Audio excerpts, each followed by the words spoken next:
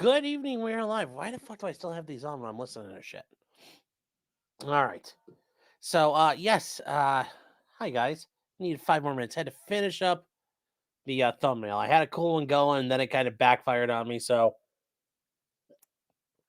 oopsie poopsie. Happens like that. So, oh god, who got first tonight? Let's catch up on that. Bye, Franz. You got first. Ooh, nice.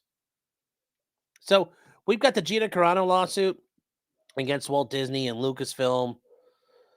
We'll see what happens with this. I think it should be interesting. There's a lot going on there, so it's not just it's not just defamation; it's an employment law lawsuit. So we'll see what she wants and what's going to happen there. Bifron's got first. Yeah, you guys are so close. Sneed, yes. I do like the Farms made a meme icon of Sean. Yeah, that was never. For having read the Farms for a couple of years, that was not a. Never thought I'd see that coming, but hey, that's kind of neat. So that was a lot of fun. So anyway, hold on, we gotta make our claw here. A little bit of that, and then a little bit of this. This is tonight's brought to you by Tito's. Tito's handmade vodka, really good stuff for the price. It'd be great if I get an email like, "Yeah, we'll sponsor you, Sean. Here's a pallet of it." Okay, Unhung Hero for $2. Thank you for the support. Oh, I'm gonna come. Don't come. Don't come. Yes, Attica. Yes. Got a little dog day summer going here. Dog day afternoon. I feel like an idiot for just messing that up. If you guys have never seen that movie, it's actually a really good movie. It's one of Al Pacino's really big role he did. Wait, do I have a dog in here? No, I don't. Okay. I thought I had. Oh, well, he's not here. Good. I don't want to lock him in here. So where are you guys? You're not going to come, but you're breathing hard. Well, it's all about the edging control.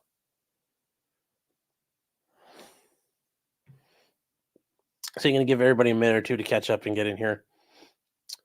Jim says, "Hello, friends." Yes. How was dinner? It was very good. The pork tenderloin was very nice. Jim says this lawsuit is less than Sidney Watson's. Well, I haven't not looked at it yet, so we're going to go through it together. I know it was filed, but I don't have... I'm going into this with a fresh set of eyes, so I don't know for sure. The meme was out of... I know it was out of love. I don't take offense to it. I'm just... You never thought you'd see... Once you see your name as a page, and granted, it's just a multimedia, and then you see a meme. It's like an icon. You're like, yeah. Try Hammer and Sickle Vodka. It's a Massachusetts-based company, really good. A little more in Tito's, but less than the others. I'll have to try that. Wait, who's Mandy K? Mandy K's over in Aussie's chat now, but has joked about suing me.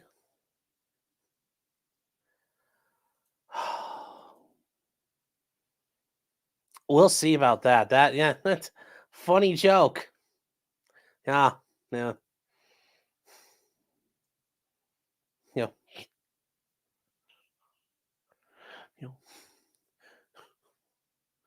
Oh, blowing your asshole out with legal motions would be a joke too. Not you, Ashley, but Mandy. So govern yourself accordingly, Mandy. Or Mandel, or whatever you wish to be addressed as. That's Shane says, that's kind of how I feel. I don't understand why people care about this one so much. Ultimately, it's a political thing. It's a political... For defamation, you gotta prove me wrong. What have I said that's wrong so far, Mandel? Because right now, all I see is a bunch of shit. Doesn't fucking doesn't fucking work. Doesn't fucking add up. What am I supposed to do here? You tell me. Just saying. That's how you prove defamation. Like, I can prove it's not true. I mean, you can't just go in there and do the route thing. That's not true. The receipts need to start flying. And yeah. Oh, hold on 1 second.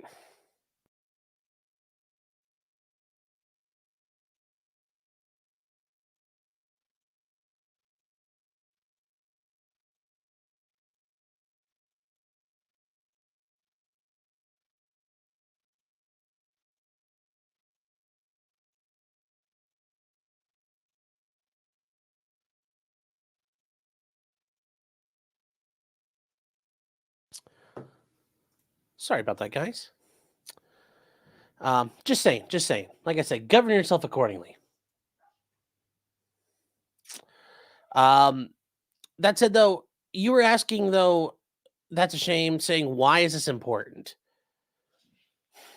It's the culture war. And that's ultimately why this is what people care. It's the culture war. It's something that we see every day, and it's somebody going after Disney. They're taking the fight to Disney as part of, the rebellion against the wokeness and the Marxism and the communism that infiltrates our society. And hold on 1 second, guys, because my producer wants me to take care of something. Yeah,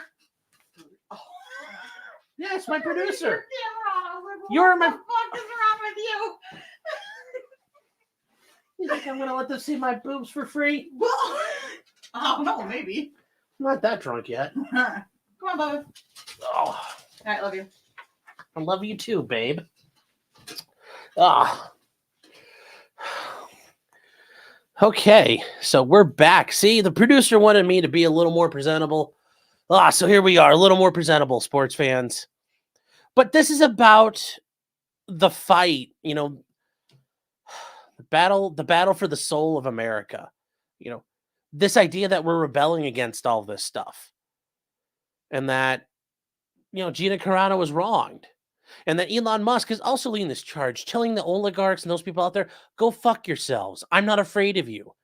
And him, I mean, he's bankrolling this. He's cracking out a checkbook and he's scratching out the checks. He is funding. He's the CIA funding an insurgency against these communist motherfuckers. That's what he's doing. God, I got past 5 minutes. I think I'm safe. That's what's going on here. All right. That's why this is important. Also, who doesn't want to see Disney taken down a peg? Who doesn't want to see Lucasfilms pay? I mean, if this is the suffering they have to do for fucking with such a brilliant thing like Star Wars, I mean, I hope they have to take the knee for this. I mean, because they're not going to learn otherwise. So that's where we are with this. That's how I look at it.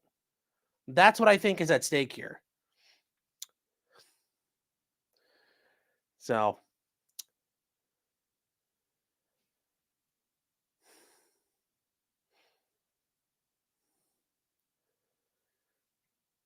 oh, hold on here. Man, he's gonna hire Nick. Well, Ohio doesn't. I'll save you some time right now. You can't do a telephone notary in Ohio, and since Mandy lives in Texas, you already know you can't do it there either. Just saying.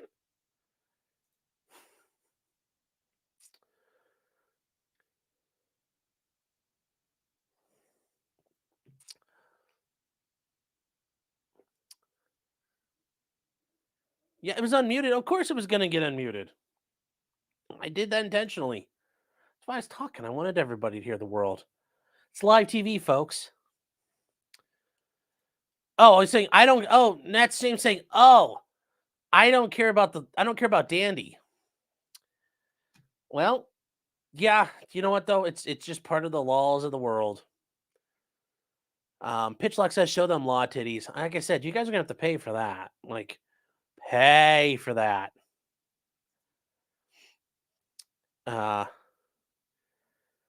Their culture conf, and that's pretty much true. That's pretty much true.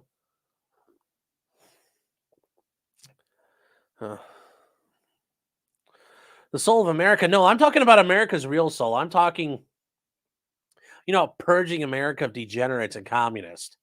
I'm not talking about getting along to get along. I'm talking about like purging with fire. As Jordan Peterson say, burning away the deadwood, really burning away the deadwood. So Disney can pay by not making money, yeah. So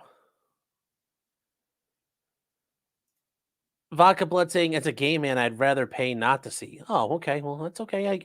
I guess bears aren't your thing. That's all right. That's all right. I understand. You might be an otter. Might be an otter guy. That's okay.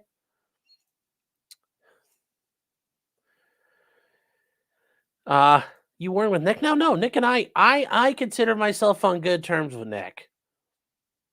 I consider him as a colleague. I consider him as somebody I am on very good terms with. So, I hold nothing. I don't have any problems with Nick. Sheeple Hunter says end the stream. Well, we're a little early for that.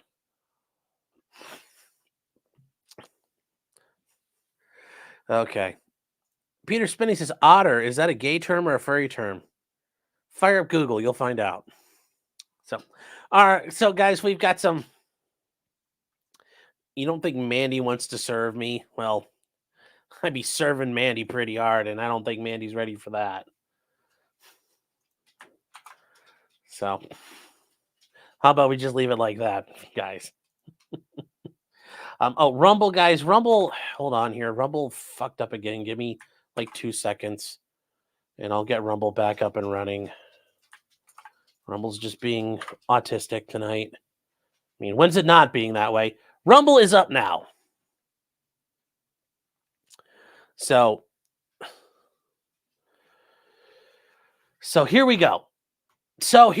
Guys, if you weren't aware, Gina Carano, MMA fighter, was involved with the TV show The Mandalorian, which, not going to lie, I never watched. Wasn't watching and not interested in any of the Star Wars stuff Disney was doing. Really didn't want to. Carrie, actually, hold on. Saying, I have no problem with stupid. I mean, if I did, this is the wrong. If you have a problem with stupid people, being a lawyer is the wrong field to get into. So, but here's the deal. She was in The Mandalorian, and things during the timeline, she ended up getting fired, and she feels in a discriminatory manner. And that's where the lawsuit starts. So she has filed a lawsuit, and like a good lawsuit, not like a Russell Greer lawsuit. No, I didn't watch the Baby Yoda show. No, sorry, I thought that was kind of gay. The whole weapons are my religion. Yeah, when Reddit starts turning it into a thing, weapons are my religion. Like, no.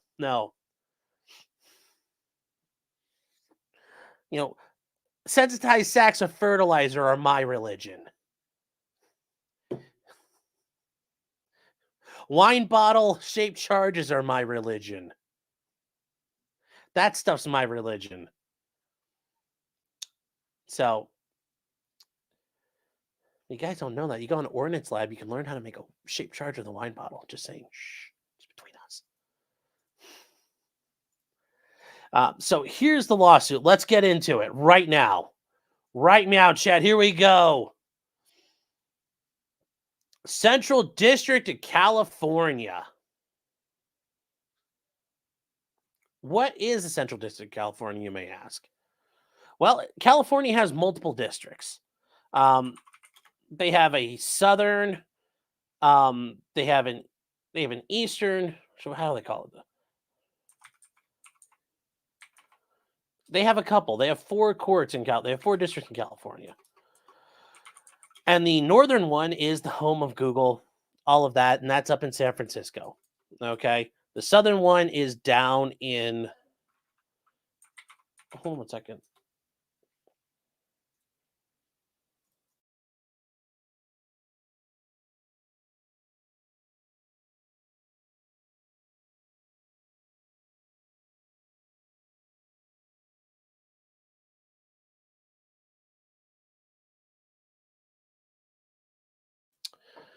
All right, we're all set here. But there are multiple districts in California. Um, and the Central District, California, is in Santa Ana, which some of you are thinking, well, where is that? Well, that is down towards, it's also Ninth Circuit before we get that far. The Central District, California is just north of uh, it's in Santa Ana. So basically, it's Los Angeles. Okay. And you might be thinking, well, that's not Central California. No, but that's where the population is. That's how you break it down. All right. So that's kind of how it goes there. All right. Um,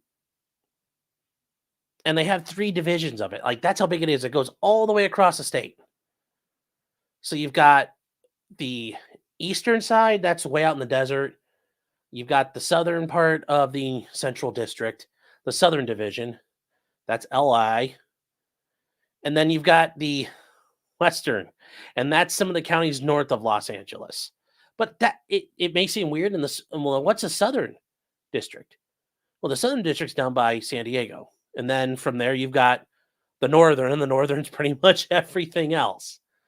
And that's a population thing, guys. That's a population thing.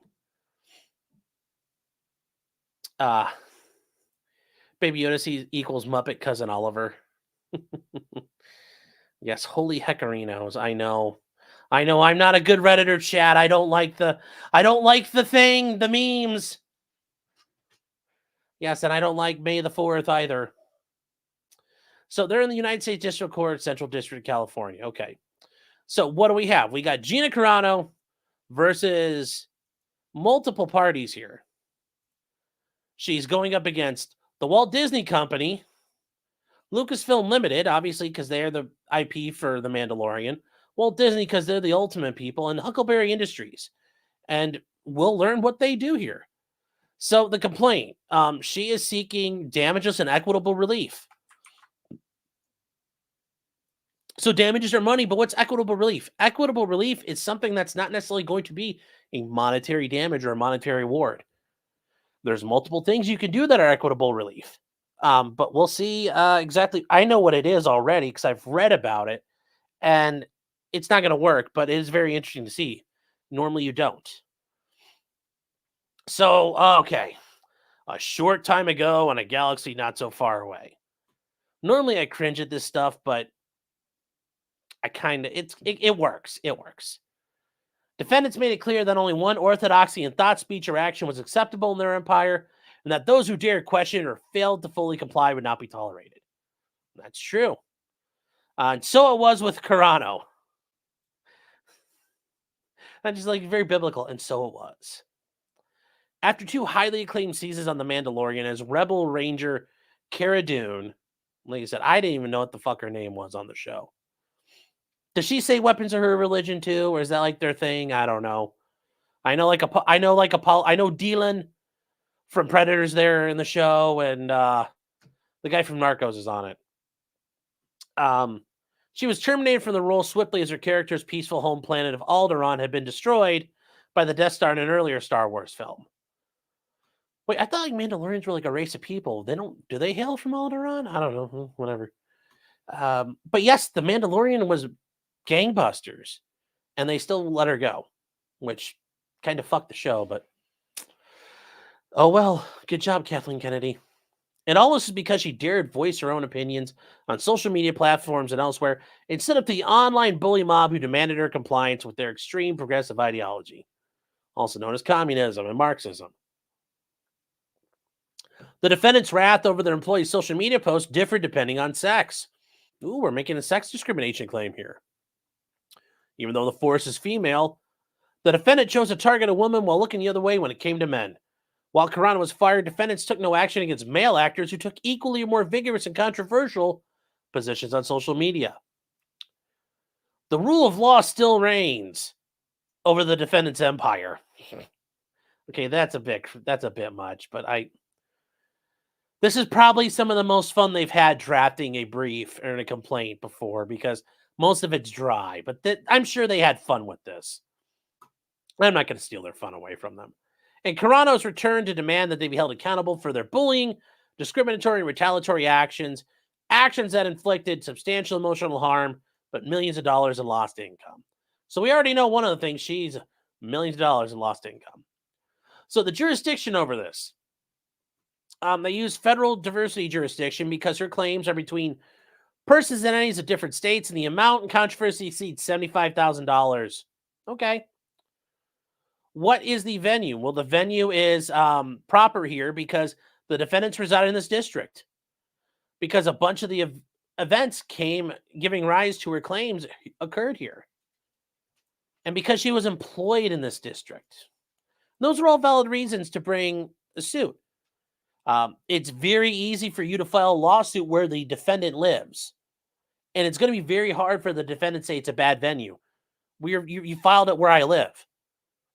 That's a pretty good deal for the defendant. You don't have to travel out of state. You're not normally you'd say, no, it should be where I live. Well, she just did that for you. It's also where everything occurred. It's where she was employed. It's also where all these facts occurred. Okay, well, that makes it really easy. She brings this action, and you can bring, this is under the California Labor Code. Okay, well, you can bring state law claims in federal court. The federal court will apply California state labor law. So the California Labor Code and then the California Government Code. She has requested and received a notice of right to sue from the California Civil Rights Department. That's interesting. And has otherwise exhausted her administrative remedies and complied with all necessary conditions precedent to filing the suit. So what does that mean for her? Well, when you get a notice of right to sue from an executive agency, so in this case, the California Civil Rights Department, maybe the EEOC or some other regulatory body, they're saying you have the right to go forward. You've exhausted all your administrative remedies under the law. Now, she has to do that because if there were remedies that had not been exhausted, especially in a place like California, Disney could turn around and say, look, she hasn't exhausted her remedies. This case is premature. She has to go through them. Well, she's gone through them all. I don't know what all of them were, but she has exhausted them, and she has the backing of the state agency. But this is revealing the California Civil Rights Department has said, you're okay to go ahead. They're not saying she's got a valid cause of action, but they said you can go ahead. Now, what does this actually look like here? Well, it's Exhibit A. All right. Well, it's only 2 pages long, and this is from the California Civil Rights Department. And we can see now they're talking about what she can do. So it's to Gina Carano. Here's her address, been blacked out, which she has the right to do. This letter informs you that your case has been closed effective January 2024 because an immediate right to sue notice was requested. This letter is your right to sue notice. According to the Government Code section, you may bring this provision of the Fair Employment and Housing Act against the person, employer, labor organization, or government agency named in the complaint. They must file this from 1 year from the date of this letter. Well, she got it right away, and she filed it right away. To obtain a federal right to sue notice, she must go to the EEOC, the Equal Opportunity Employment Commission. Well, she had to file a complaint within 30 days of this notice, or within 300 days of the alleged discriminatory act, whichever is earlier. Okay, well, the 300 days, this happened way back in 2021, so she's not going to be able to do that. She's not going to be able to do that. So that's not an issue for her. But sincerely, Civil Rights Department. Okay.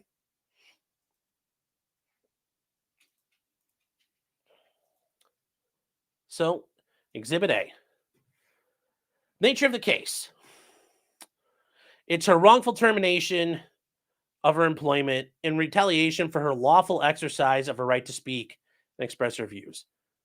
Specifically under the name of former CEO Bob Chapek, who's since been fired.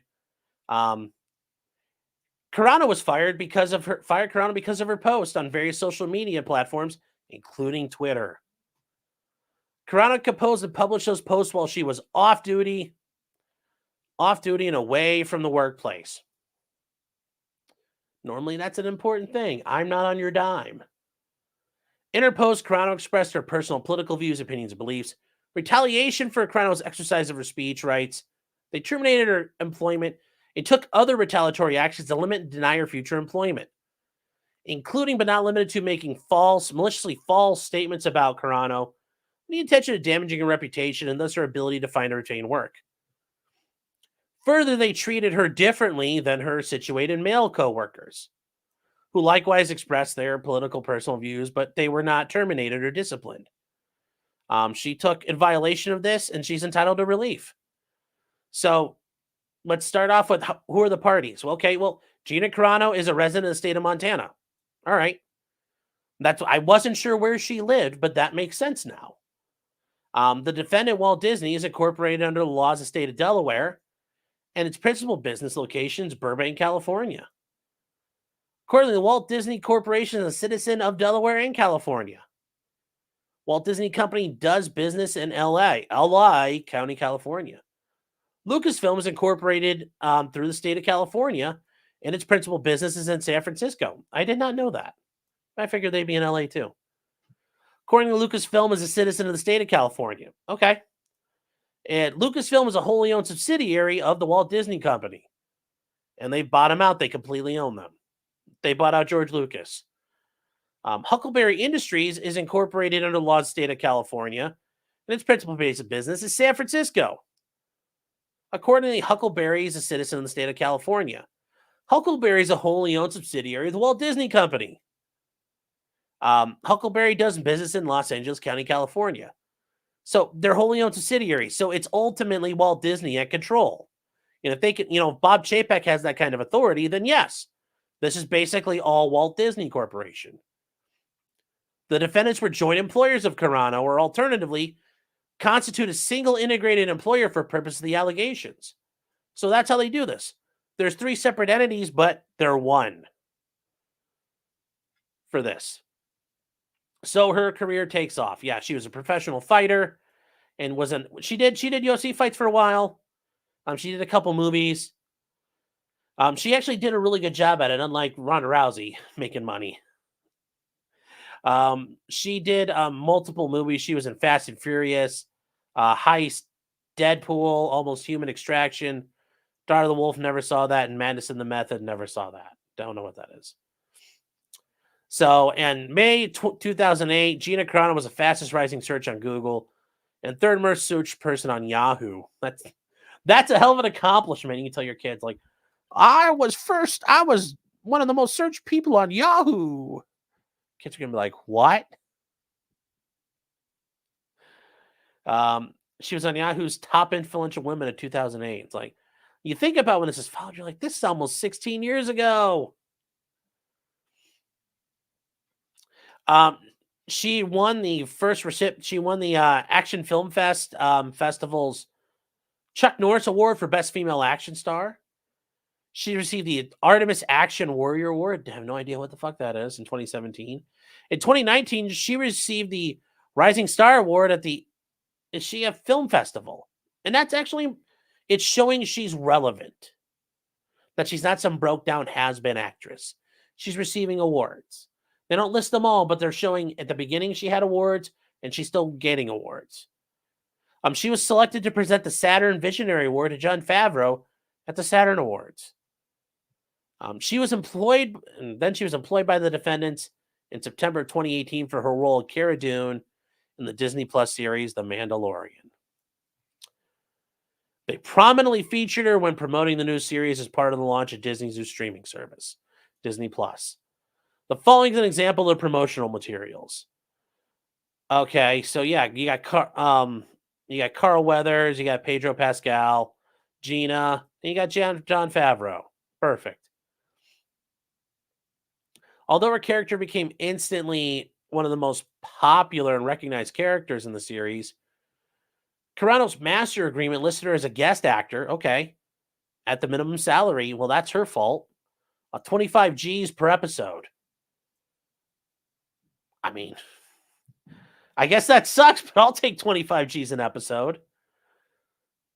Carano fulfilled all obligations under the terms of her master agreement and each SAG-AFTRA, HBS VOD, and SAG is Screen Actors Guild, American Federation, TV and Radio Artists. With the high budget subscription video on demand, minimum 3-day or weekly agreement. So she was in compliance and was doing, she fulfilled all her terms under her because she falls under SAG. This is a union gig, under the guild. Because of Carano's contributions to the success of season 1, her agent sought an increase in her pay, but they refused. Instead, they offered her a one-time bonus of $5,000. I mean, from what I understand, it was very popular season 1. And they're like, here's 5 G's, go fuck off. Which, after the federal government takes their cut and the state of California takes their cut, how much is that really at the end of the day? What's that worth? Like $1,000? Like, here's $1,000, go fuck off, Gina. And again, they gave her the minimum of $25,000 per episode in which she was to appear. She fulfilled all, and this is important. They point out she fulfilled all her obligations because that way they can't claim breach of contract as a reason why she was fired. Because Disney will file a defense, and one of the allegations they could bring is breach of contract. We fired her because she broke her contract. Well, they're pointing out, nope, she complied completely with her contract. She never violated it. She was again instrumental in the success of season 2. She was responsible for over half of the talent engagement on social media regarding season 2 by November 2020. You're going to have to prove that.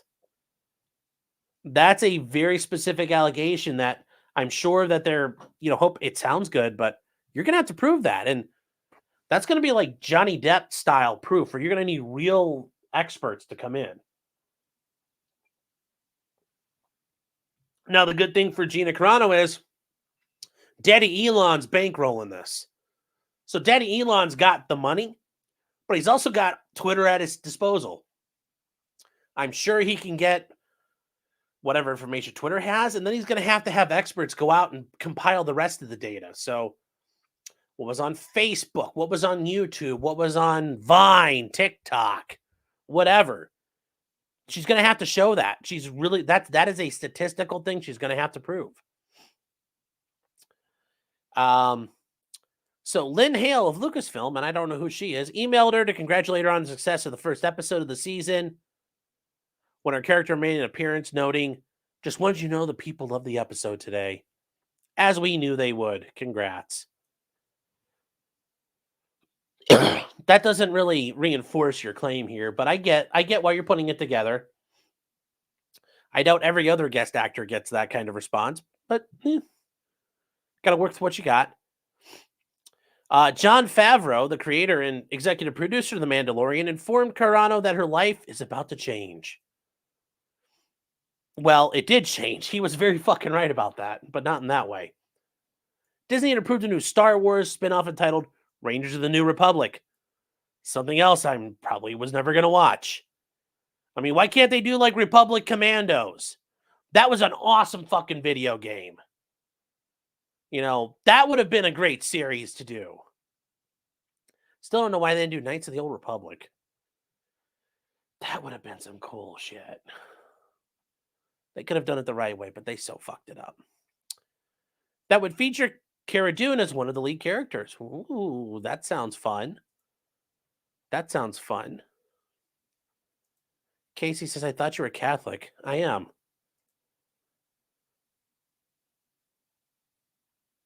Back when he was Gene Carano.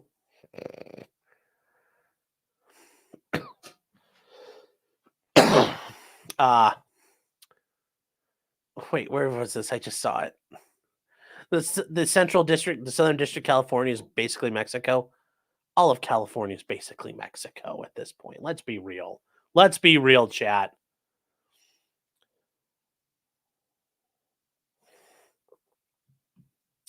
Hubbleson says Elon got the biggest Star Wars nerd lawyer he could find. Probably. Mandalorian is a religion. Oh, okay.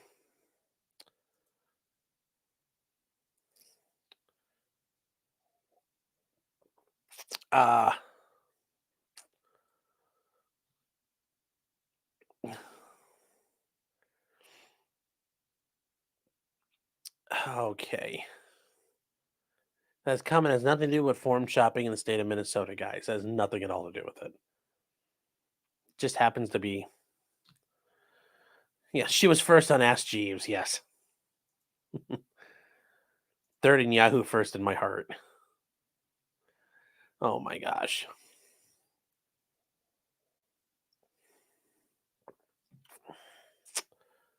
Melissa says that's a shitty rate per episode. Yeah, I guess it is. I don't know how many she did. So, I really don't know.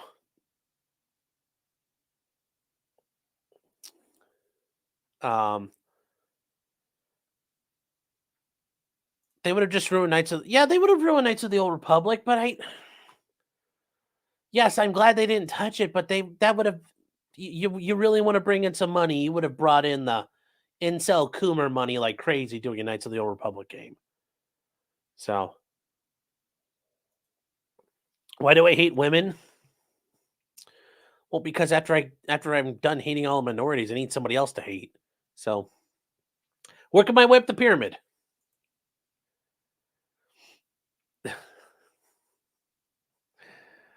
Mandalorians are an analogy for Jews. Interesting.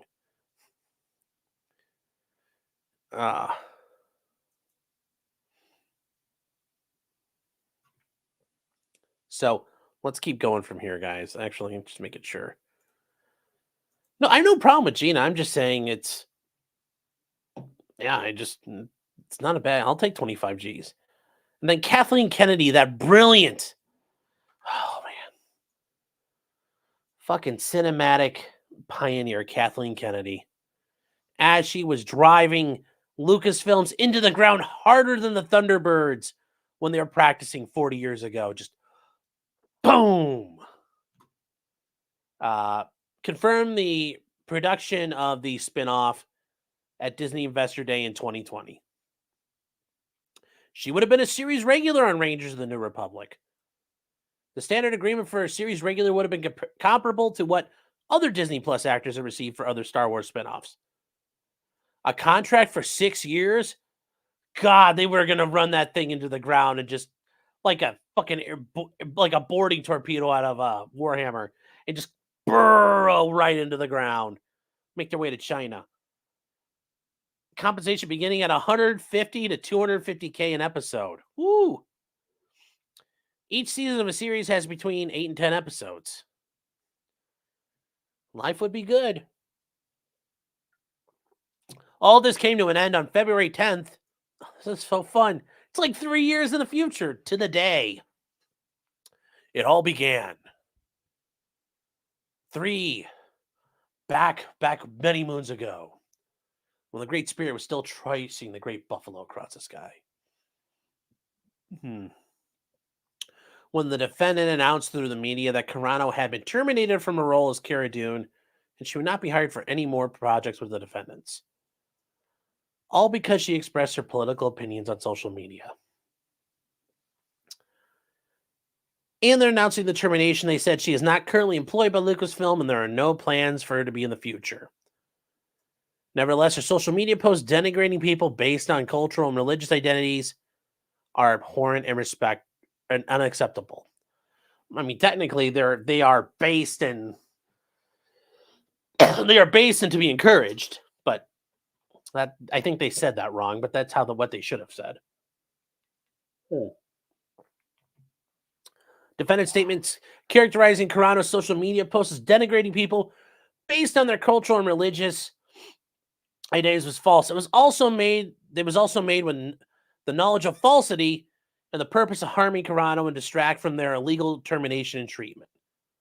They targeted her ass and publicly humiliated and defamed and went to great lengths to destroy her career, all because she made statements that they did not agree with. Then CEO Bob Chapek has been quoted as saying she was fired because she didn't align with company values. Yes, I'm sorry. Yes, Bob, I'm so sorry she didn't agree with cornholing little kids. Yes, Gina is very sorry that she didn't agree with that. How's that working out for you now, Bob? That's the big thing. She didn't align with our company values. Well, guess what happened, Bob? I mean, oh boy. I know you got your golden parachute and all, but I guess you found out who ran Bartertown. Uh, those values are universal. Values of respect, decency, values of integrity, and values of inclusion. Inclusion, yes, that wonderful thing. Inclusion. Ooh, that was a bit strong, but I guess this will be a rough one. Oh boy. Over on Rumble, apparently got some people. Exile saying Daddy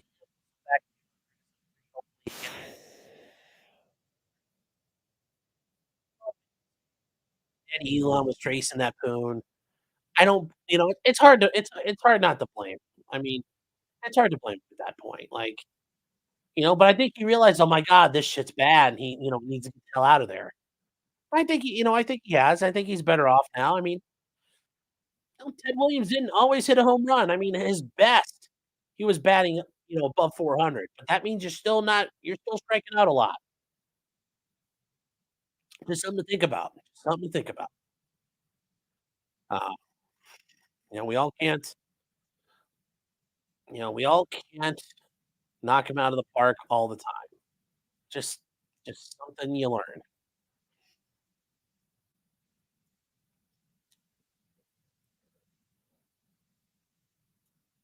Why is this?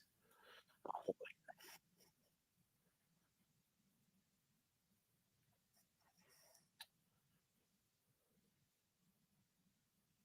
why is this fighting me? There we go.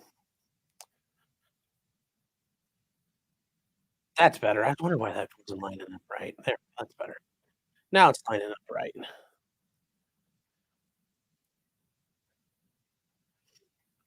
Uh, the mic is drunk, Sean. Yes, it is. Oh, the mic's fucked. Hold on. Hold on.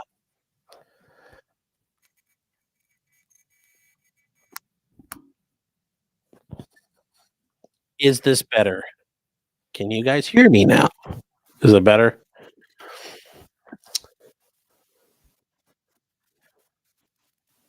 She's knocking. She's knocking the audio down when I say unapproved stuff. Yeah. No. Lick it. Well, there's no drops of whiskey on it, so why would I lick it? So, all right. So here we go. Let's get back to this.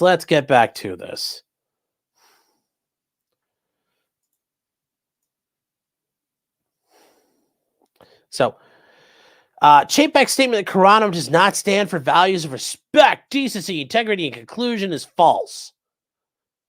Well, I don't know if I want to admit that because that doesn't make her sound very based, but his statement was also made knowing it was false with the intent to harm Carano. But it also shows that she was fired not for her performance issues, but because of her political opinion, and it didn't align.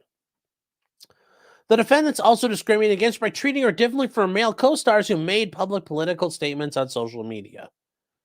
Her male co-stars were not disciplined, let alone terminated, in ways to destroy their careers, even though some would find their statements abhorrent. Yeah, that's an issue, though. You're saying some would find their statements abhorrent. Okay, well, if it's not objectively, you're talking about subjective. So it's like, that's a bit of an issue. Kind of already tipping your hand, this is going to be an opinion thing to an extent. Especially with the discrimination against the males. Sex discrimination, if that's something they're going to argue, you're already pointing out this is a bit of an objective issue. I mean, subjective issue, which kind of kills your claim.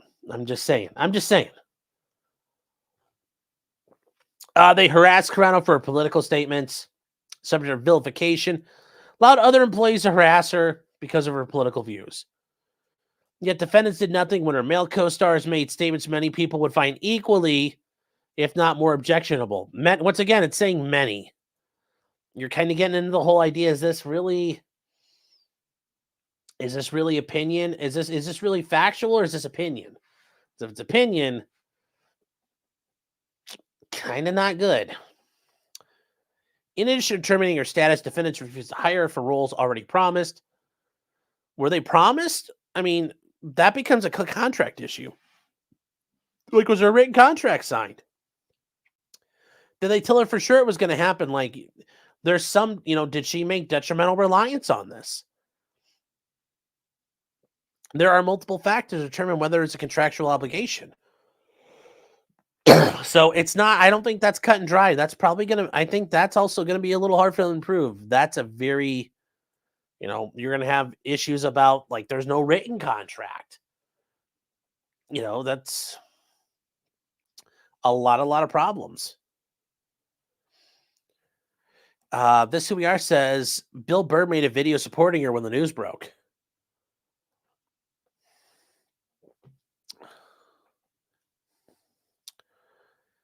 So,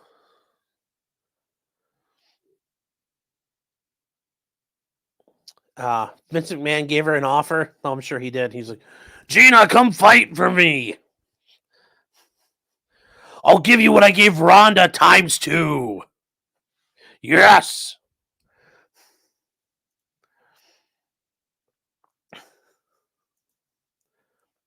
So, but not including limited to season 3 of The Mandalorian, the new series of The Rangers of the New Republic, and planned future Star Wars feature-length films that have recently been announced.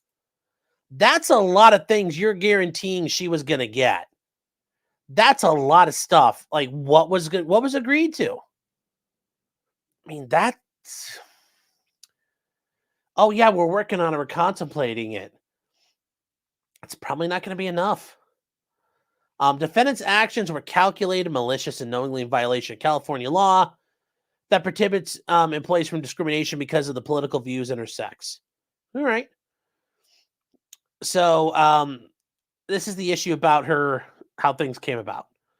So she's had a Twitter account since 2009. Twitter allows people to post content. Yeah. Exercising constitutional freedom of thought. Yet Twitter didn't have that for a long time. So no. Someone who's had multiple accounts gulagged. Trust me. She uses X to express her views, opinions, and beliefs. Okay. Including the post for which defendants subjected Carano to discrimination and harassment. Carano knows she's responsible for the content of her post. She similarly has an Instagram account since 2012. While the incivility started much earlier over the summer of 2020, she was constantly harassed and bullied on social media to adopt various ideologies and hold herself out in a certain way in her social media profiles.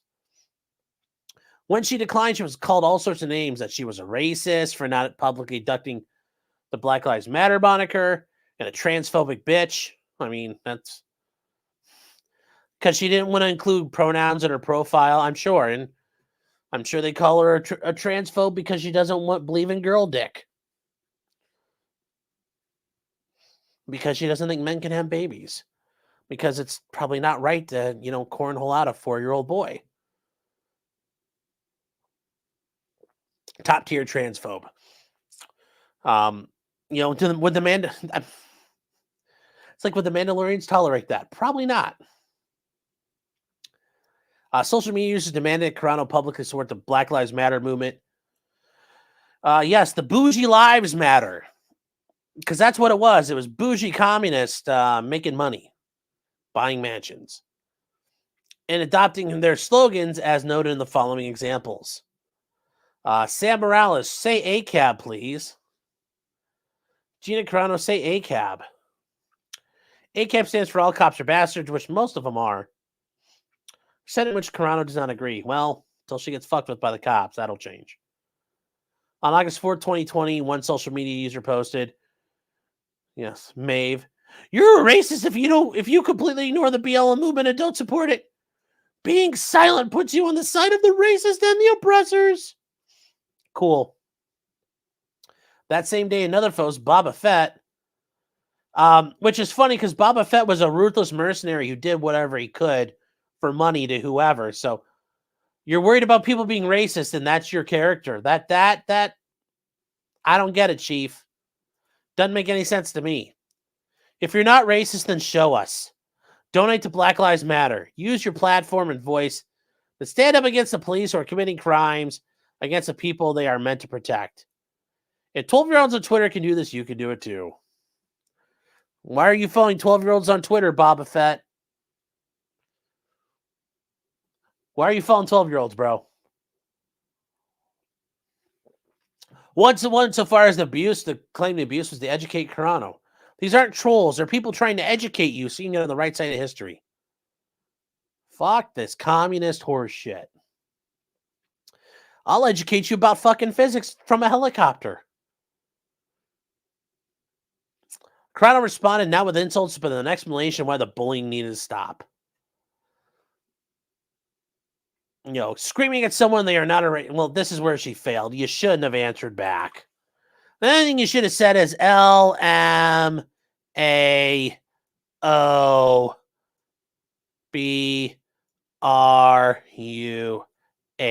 That's all you need to say. Lamau, That's all you should have said, Gina.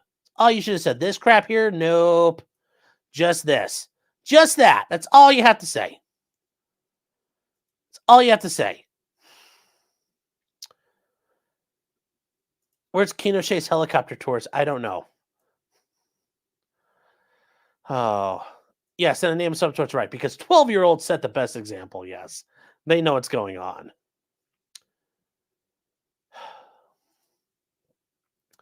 So even when Carano explained she had no hate for anyone, people continued to accuse her of being racist.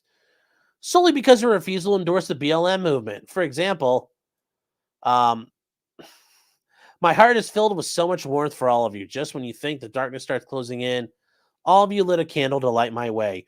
They weren't lighting candles. Those were gas stations and privately owned businesses they were lighting on fire. So they weren't candles. You know, it's Catholic Church, you write the gas station song, you know. Corner store, burning bright as the riot goes all through the night. Corner store, burning bright.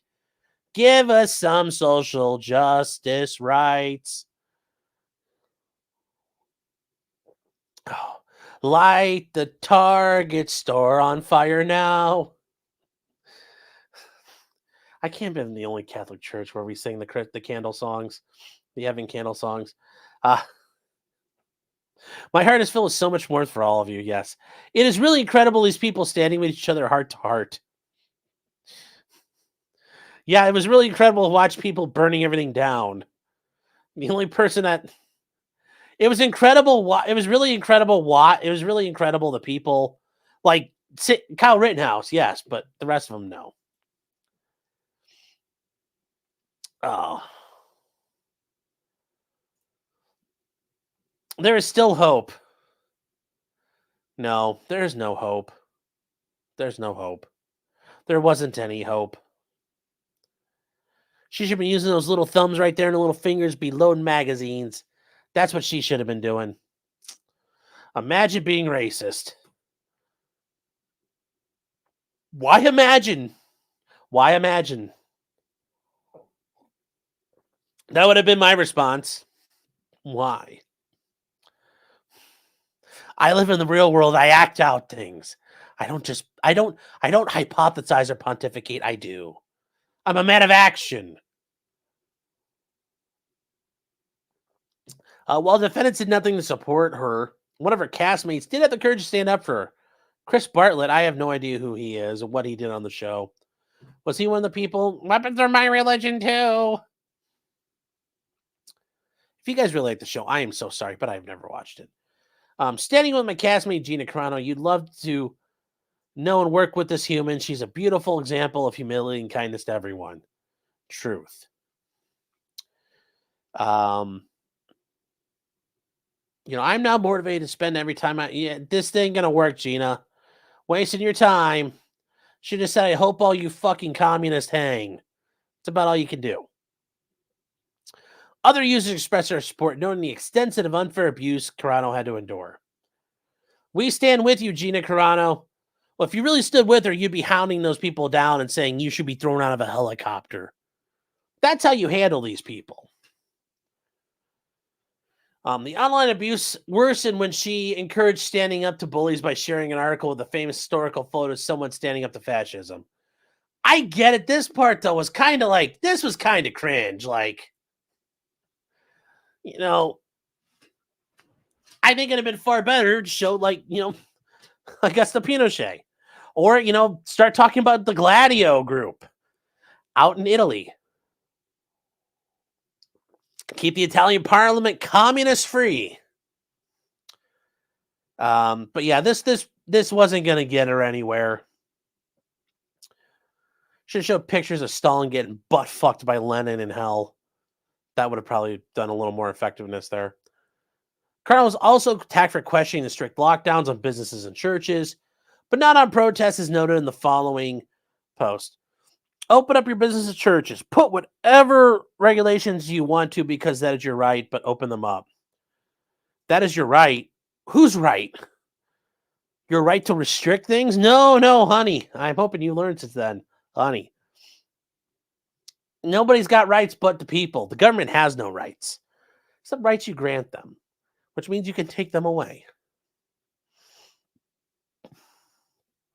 But she's right. Does COVID-19 know the difference between a protest or praise or worship?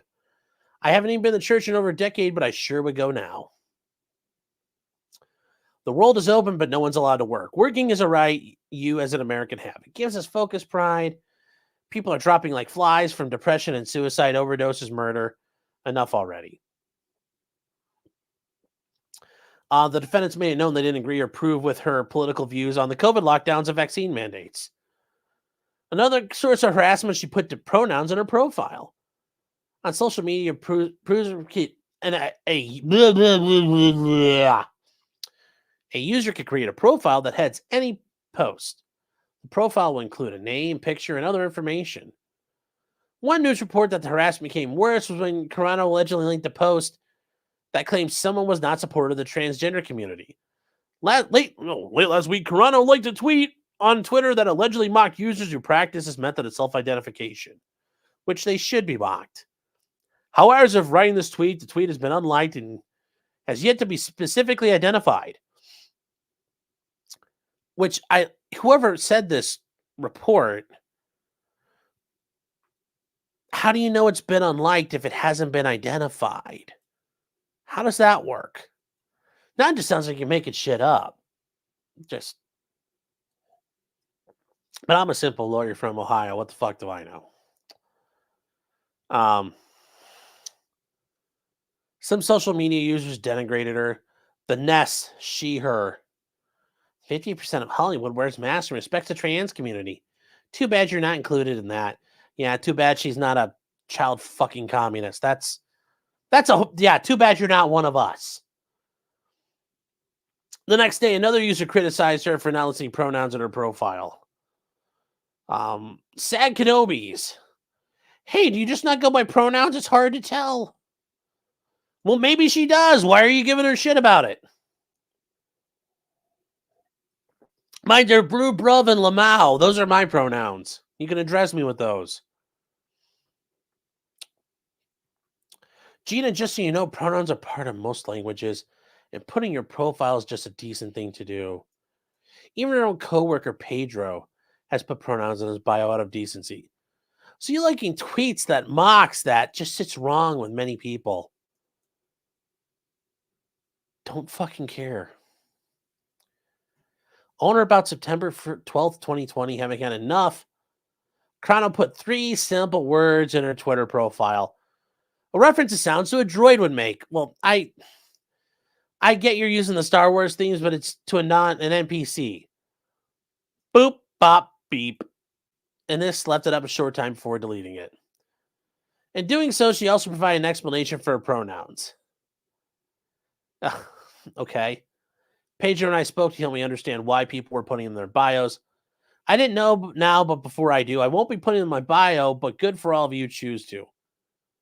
I stand against bullying, especially the most vulnerable, and freedom to choose. Okay. The response was swift, many praising her for standing up to bullies. Others accusing her of mocking transgender individuals. Yet those attacking her would not accept she had been bullied at all. They just wanted compliance. It's because the bully cries out as he strikes you. And these people are the fascists of the worst sort. Joe Pags, he's one of the Glenn Beck dudes. What is the woke world mad at you about? I'm looking at your tweets. Are they mad you called 2 women in a UFC fight ladies? Max, I won't put pronouns in my bio for showing support for trans lives. After months of harassing me, I decided to put 3 very controversial words in my bio. I'm not against trans lives at all. They need to find less abusive representation. Well, yes. Trans community be very smart to, regulate themselves. But Carano remained consistent, respectful, and explaining why she would not bow to bullies on the internet. Can you see how someone would read that as mocking? She just said, I don't fucking care. I don't think trans people would like all of you trying to force a woman to put something in her bio through harassment and name calling, such as racist, transphobe, bitch, weirdo. I hope you die. I hope you lose cancer. You're fat. You're ugly. Yeah, see, that you're wrong, though, Gina. That's how communists act. The answer is, would you read this mocking? Fuck you. I don't care is the answer. And she tried to explain again.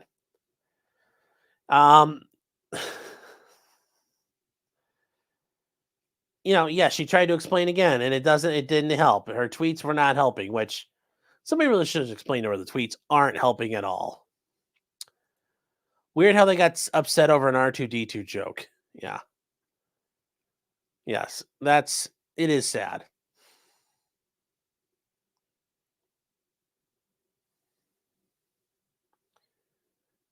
So, Vodka says, God fucking damn.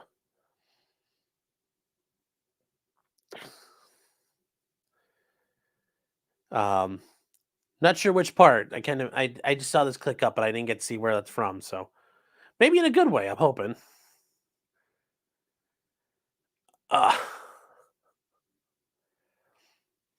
Let's see here. Oh God, where'd I put it? As Carano explained to the defendants, beep boop bopping is simply droid noises. And defending with Star Wars characters she referenced in the post, so it would simply be a playful way to diffuse all the harassment she received on social media. Fun way of expressing independence and freedom to do whatever you want. Well, no, that's NPC talk. I give her credit for trying to deflect, but that's some NPC shit right there. I mean, that is top tier trolling, Gina. I will say that. I grant you 10 points, ma'am. Let it be known that I award 10 points to Gina Carano for trolling the fuck out of everybody and having an acceptable way to hide it.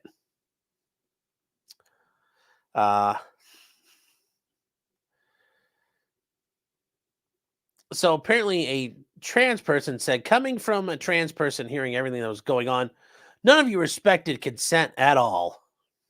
Well, just like Liz Fong-Jones says, you could have consent accidents. Also, transgender, you be you, beautiful. The mob will go find someone else who stole my hero. The defendants engaged in harassment of their own. However, unlike our online abusers, the defendants were not satisfied.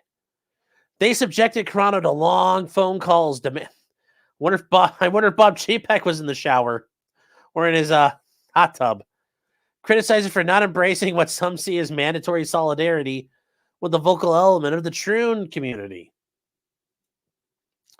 When she expressed that the demands were excessive and asked for some time away from the constant meetings, they refused, demanding she continue with her re-education program.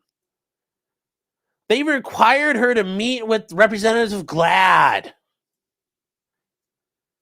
National Organization Promotes LGBTQ plus acceptance, something she willingly did. Well, they required her to do it, but if she willingly did it, you kind of have to say like she did it because they forced her to.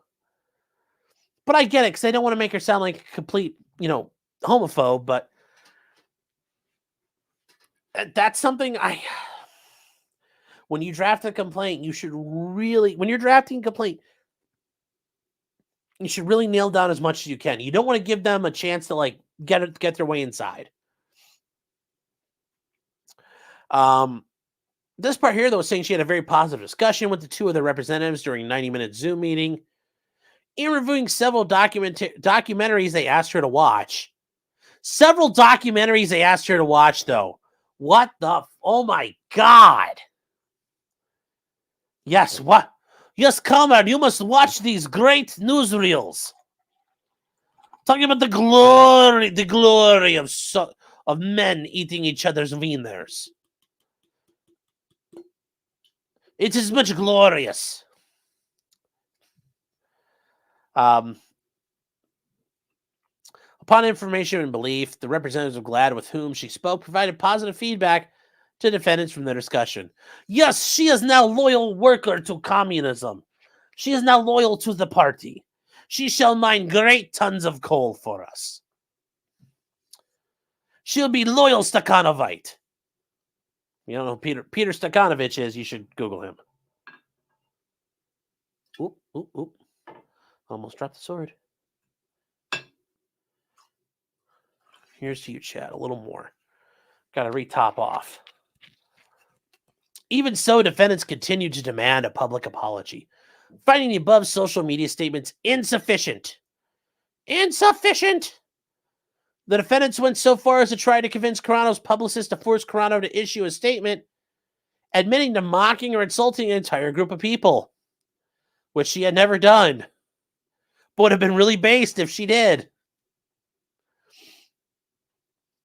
After she refused to issue the statement, the defendants rejected her proposed alternate statement. They increased their harassment. As a sign of good faith, Carano went to donate to a GoFundMe page allegedly set up in support of the transgender community. When she opened the link, she read the film was supposedly created by a Lucasfilm creative, so a member of Lucasfilm, and was directly targeting Carano, defaming her by accusing her of being a bigoted actress. Accordingly, Carano did not donate. So what did this person like? This person works for Lucasfilm. They're like, I work with Gina Carano. And she's heckin' mean to me because she thinks I look like a weirdo dressed like a woman. She doesn't believe I'm a woman. Like, what are you doing fundraising? What are you fundraising for? This makes no fucking sense. I wish I could have seen this because I am really fucking confused. Carano brought this to Lucasfilm's attention, who denied the GoFundMe account was established by an employee.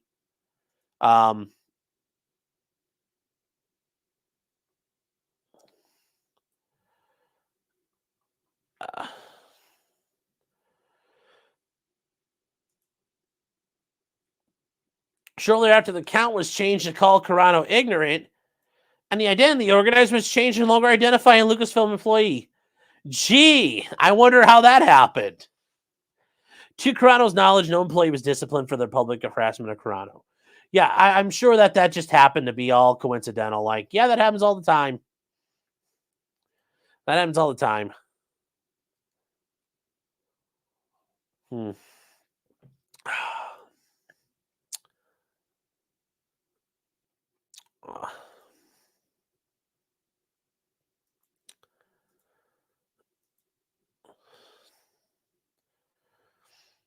I will say, though, and this is something here interesting.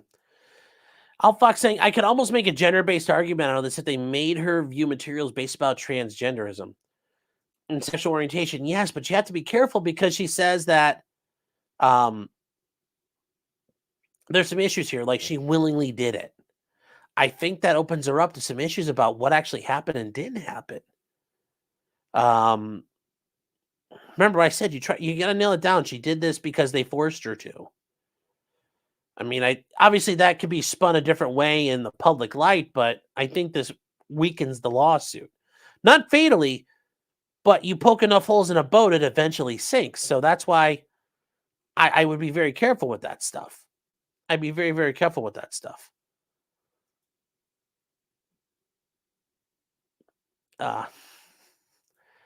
Tilly says, help.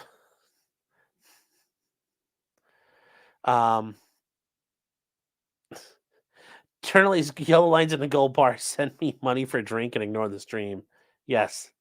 I'll go mute and I'll mute and accidentally ignore you guys for 20 minutes. That's what he wants. Hold on.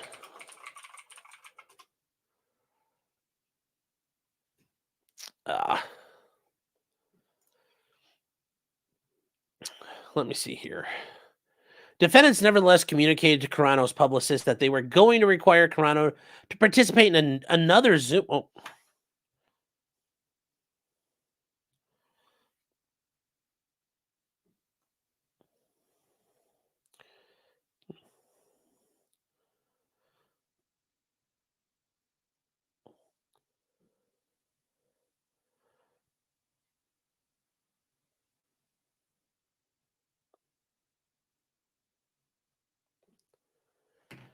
The defense nevertheless communicated to Carano's publicist that they were going to require to participate in another Zoom call, this time with Kathleen Kennedy. And 45. Oh, God. Imagine having to sit through that with Kathleen Kennedy. I'd be sitting there with just a fucking like gun in my mouth the whole time. And just like Kathleen Kennedy's talking, just like, and just teeth marks right in the side of my pistol. Just, 45 employees who identify as part of the LGBT community. Reading 45 men who think they're women. I'm sure that's pretty much what it was. Going so far as to say that her willingness to endure such harassment and humiliation was a litmus test for her. Now that is, yeah, if they called that a litmus test for her, yes, that's the stuff you want to put in your complaint. The publicist was encouraged to explain the group was a friendly group that wanted Gina to succeed. I'm sure they did. They wanted her to suck the girl dick. Even though several had contributed to the anti-Carano GoFundMe account, including filmmaker Leslie Headland, which, who the fuck is that? Leslie Headland. Let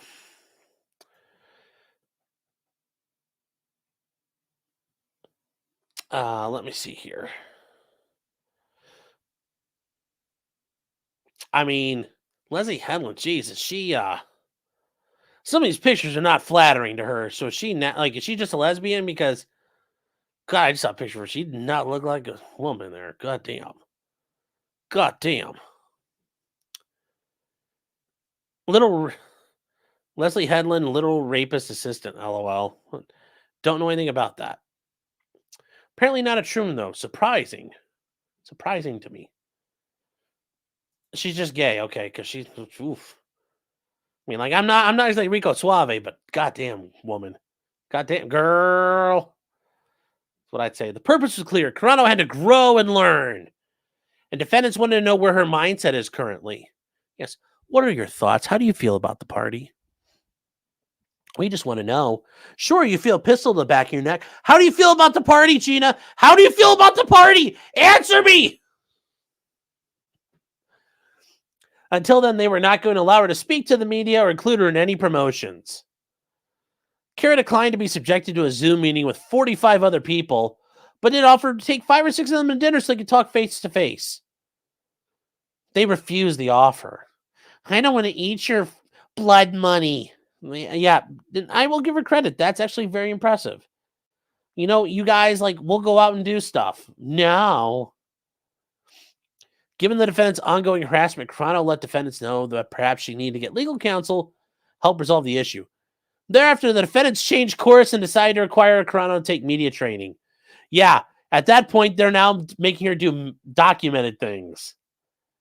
Guys, when you say you need to get legal help involved, that is a red flag, and you change things how they're going. You're at your job. Maybe I need to get a lawyer.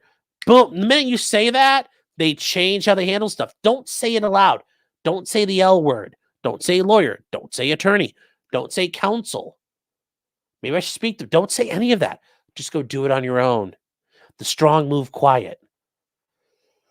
And as you move quietly, you fucking ambush people. Don't fucking move loudly. Move quietly. You're like fucking Sam Fisher in Splinter Cell. You're just sneaking up behind fuckers and just fucking knifing them. You're not thundering through there like an elephant. Carano was also criticized for her post following the November elections. In 2020, she made a post that expressed the sentiments of many across the country regarding how the elections were conducted during the pandemic. Yes. Well, yeah, we need to clean up the elections, put laws in place to protect voter fraud, investigate every state, film the counting, flush out the fake votes, require ID, make voter fraud end in 2020, fix the system. Apparently, that's what Nazis do, I guess. The social media backlash was from those who didn't share. For one example, started with name calling. Phil Jimenez, oh, you sad, pathetic idiot. Yeah, I know, Phil. The only thing sadder is watching your wife get plowed out by her boyfriend. I hope those snack trays, man, don't tire out your arms. Another suggested more drastic action against Carano because the user did not agree with Carano's statements. Live view from the Mandalorian writer's room. We're just going to have to kill her. Which is funny because the fucking show died. So yeah, you killed her all. You got rid of her and the show's just like fucking shit now. Brilliant work. Brilliant work. Just say you don't like it when black people go vote. When a Republican talks about voter fraud, they're just mad too many people of color are voting. Well, I mean, I guess you could look at it that way. She explained Carano was not trying to be divisive and expected a right of all Americans to vote for whomever they chose. I feel nothing but love for my fellow Americans. You're a better person than me, Gina. No matter who they felt and the heart they needed to vote for. Okay, well, you're better than me. At no point did the defendants defend Carano, but rather they continued to express dismay about her views, what they expected from their stars. Yet during all of this noted above, the fan reaction to appearance of season 2 was a huge success. Yes, it was. The defendants strike again. It's like, they should be like the defendants strike back. Or maybe that's going to be a heading later. It turns out Baby Yoda can't carry an empty show for 3 seasons. Yeah. Yes. Yes.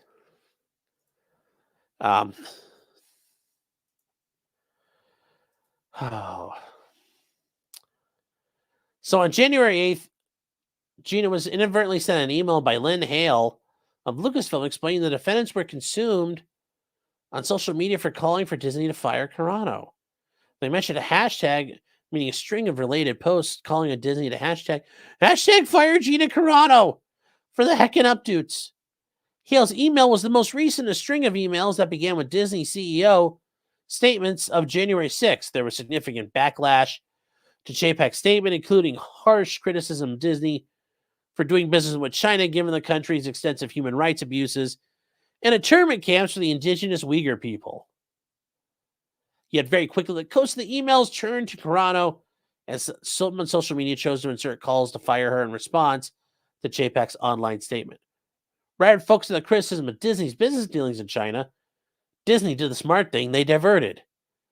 They were going to prepare a report on Carano, with which Hale recommended start by saying she didn't do anything to support the riots on DC. Of course, she had nothing to do with the events of January 6th. Chapek and his team were looking for ways to deflect from... God, it's like I was already saying this. Deflect from their failed leadership. A pattern that included his obsession and ultimate termination of Carano. His subsequent failings in Disney's contract dispute with Scarlett Johansson, which they lost their ass on, in July 2021, and political missteps in his criticism of Florida's parental rights and education law, all leading to his termination in November 2022. Yep. And yeah, you guys remember the Don't Say Gay bill. Oh, God, Florida fucked Disney in the ass. Reedy Creek lost their right to be a governmental entity unto itself and are paying the price now. So yeah, good job, Bob. You fucked around and everybody had to find out on your behalf. So, good job, Bobbert.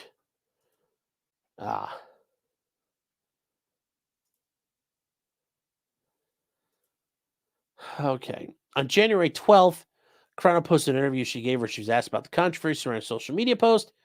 Interview clearly demonstrated she was not seeking to denigrate anyone to speak up. There was a large group of people that are being silenced, and conversations weren't happening in belief that discussion is good. She was not seeking a political platform, but believed that discussing issues makes everyone better. She also understands that speaking up made her a punching bag. Okay, all this occurred while Lucasfilm was publicly supporting Christina Ariel in her declaration that all white people are racist.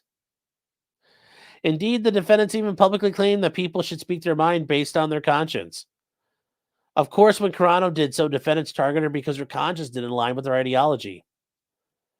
Yeah, this isn't good for them when they say one must take a position that is neither safe nor politic nor popular. He must take it because his conscience tells him it's right. Well, that's not good when it's the official Star Wars account. That's not helpful to your claim that, well, we didn't punish her for that. Well, looks like you did. Carano made the following post in light of trending to fire hashtag Gina Carano. Highlight the injustice there. Yeah, this was also kind of cringe too. It's like, talking about Jews being beaten in the streets. Yeah, I get it. Why don't you just say physical removal, you communist fuckers? That's how this gets ended. You could also focus on the Cultural Revolution, the Khmer Rouge. There's other groups you could have done, like going back to like Nazis for everything. Like your history can't end and begin with World War II. That is a Reddit-tier way of handling things. There's so many other ways of doing it. So many other ways. Carano named moments a political party or of a political point of view and compared no one or group of people to the Jewish people during the Holocaust. Rather, she noted the danger arises when one single point of view is singled out for harassment. That's fair. Nonetheless, the apoplectic response from some on social media has been well documented and shows a gross overreaction to smear her. Indeed, one analysis of the social media events of February concludes Carano's contested post can be fairly critiqued as heavy-handed. Still, evidence has not come forth that Carano only admitted an iota of evidence or vitriol that was projected onto her by the persecution mob. So, I don't know who this is here, but it looks like a guy did an analysis of it, and that could be helpful, and maybe they're going to use him as a witness. Sounds like it'd be a good one. Indeed, the Auschwitz Museum even notes that the persecution of Jewish people began long before the concentration camps, a concept defendants refuse to acknowledge even as they twisted and misinterpreted her post. And I agree, they misinterpreted her post, but I'm like, that's just... Is there a better way to handle that? Like I said, I think you could have made better arguments.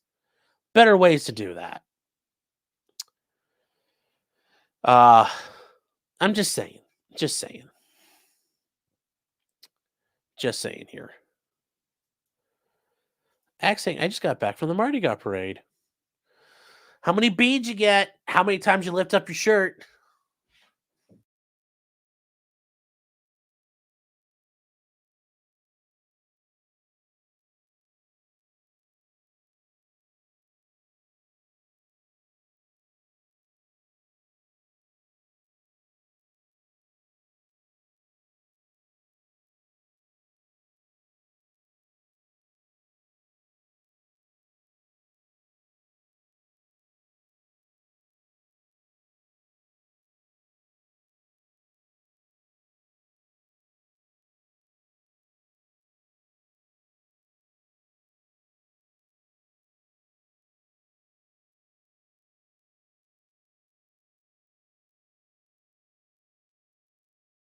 I was muted. Yes, I was muted. I was talking to the lovely Mrs.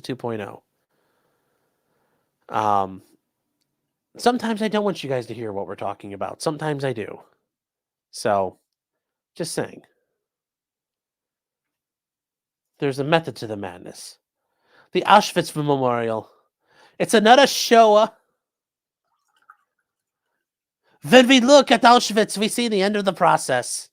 We see like the end of the road, the end of the tracks. It's important to remember the Holocaust actually did not start from gas chambers. This hatred gradually developed from words, stereotypes, and prejudice, through legal exclusion, dehumanization, and escalating violence, yes. From the smallest of seeds, from the smallest of dominoes. Clink.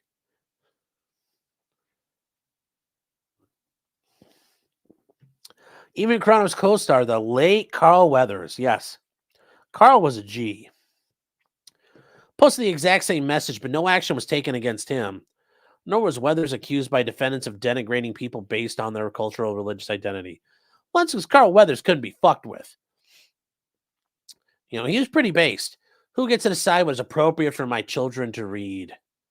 The Nazis knew how both to control and eradicate. Interesting playbook to emulate. What's next? Who's next? Yeah. He also posted, yes. Start with one party controlling the media, one party controlling the message, one party taking the guns, one party harassing and jailing people. Yes, it started when one party did a lot of things. Defendant's disparate treatment of Weathers, and that's a racial one too, demonstrates their discrimination against Carano on the basis of her sex and or political beliefs.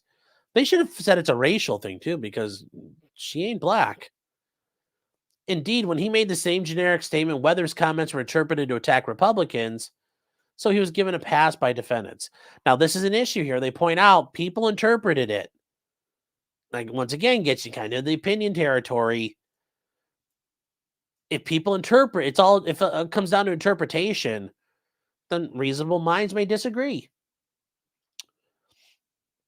Yet rather than come to her defense, they proved her point by joining the unhinged mob, not just terminating her, but accusing her of the very thing she fought against, the denigration of other people. Contrary to their statement, at no point was Carano denigrating people based on their cultural and religious identities. Rather, she was doing the opposite. Such denigration targeting people because they hold different beliefs. In fact, Carano constantly called for respect and decency when speaking with people, and for respect and decency to be shown as she did when discussing important public issues. She has always held herself out as a person of integrity and worked with those she can attest to this. She always treated everyone she met with kindness, compassion, as the Mandalorian staff can confirm. Nothing could be more inclusive or representative of the values Chapek claims to stand for. Defendants did not even have the courtesy to inform Carano of her termination in person before announcing it to the press. Interesting. Ironically, she learned about it on social media. Well, that's not uncommon, really, these days. As a result of her statement, she was so inundated with stalkers and media hounding her home. Well, she lives in Montana. She can fucking kill them. That would be great. It became so bad, she justifiably feared for her safety. Well, if she lives in Montana, hopefully she lives up in the woods far enough up that, like, some wolves got some people, because that would have been hilarious. I hate you, heckin' Gina Carano. Oh, look, a big woods puppy. And it just mauls that tranny's face off. In addition to being terminated from her role in The Mandalorian, the defendants canceled production of The Rangers of the New Republic, refusing to hire her even though she had been told the role was hers. Well, I mean, gosh, productions get canceled all the time. I mean, that's going to be a problem for her too. She's in show business. Productions get canceled all the time. Have you been on projects that have gotten canceled? Yeah. I mean, that's going to be a little rough. Have you said, oh yeah, we want to cast you in this role, and it falls through? Oopsie poopsie.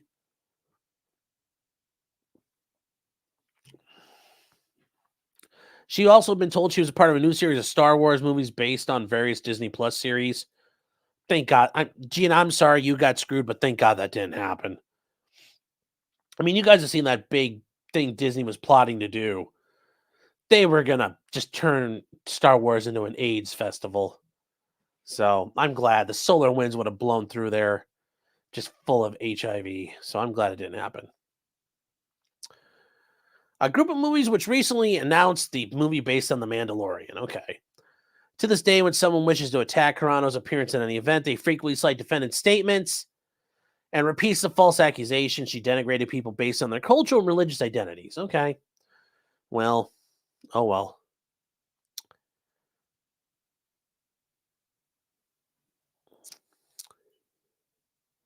Kimbo Nice has entered the arena. Follis, yes. I need to go help her rearrange the house and get Gatorades for 20 minutes. Yes. I have to clean up the bedroom.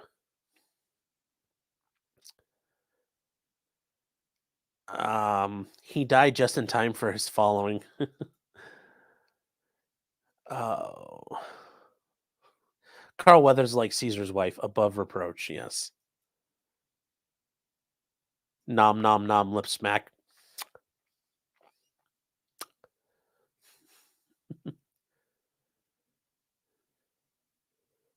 Al Fox, yeah. Well, yeah, we don't have ashes on her forehead. And like I said, I have some issues with the current management. So Winter Soldier says, was she in Montana at that time or still in LA? I bet she was still in Montana. Does Chyna live next to Uncle Ted's old house? That would be pretty cool. I think somebody owns the land, or I think the state owns the land and they aren't selling it to anyone. Star Wars is already full of STDs. I understand, but they could get worse. Lips parts are part of Sean's black culture, yes.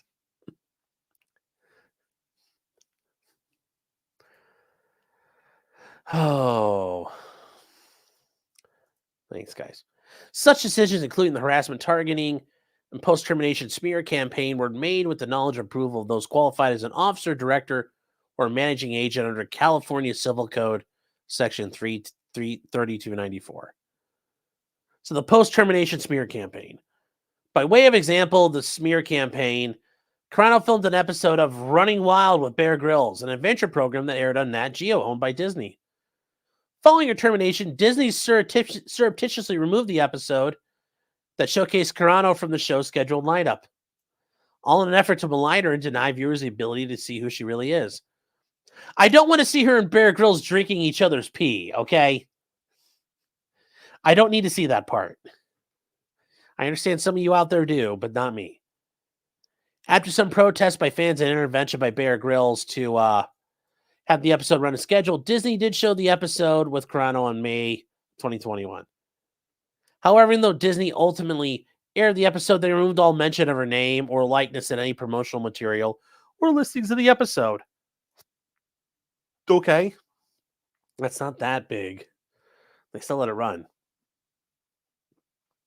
Based on her termination and their public statements, her agent, United Artists, which is a big group, and her entertainment attorney dropped her as a client.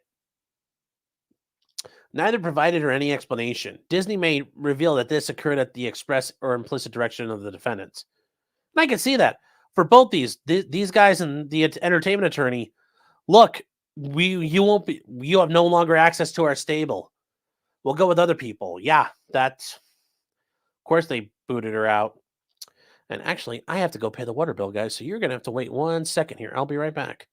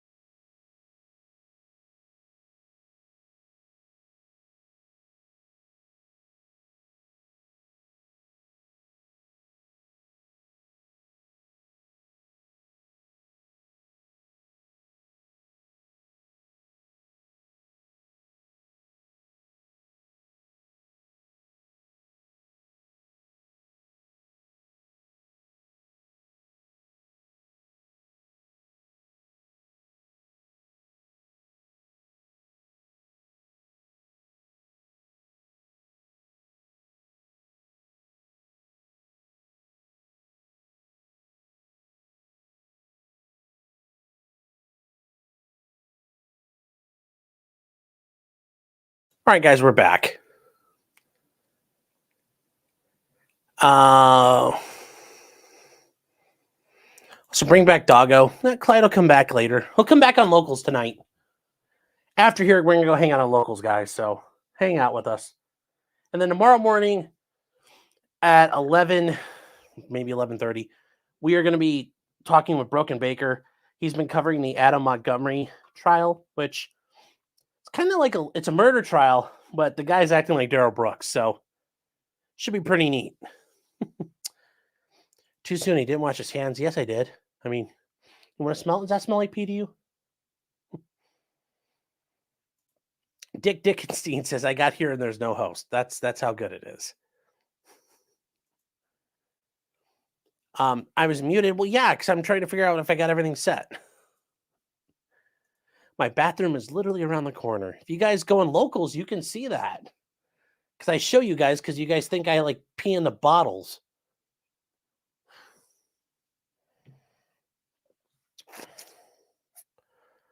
My potty is not in the same space. Ah.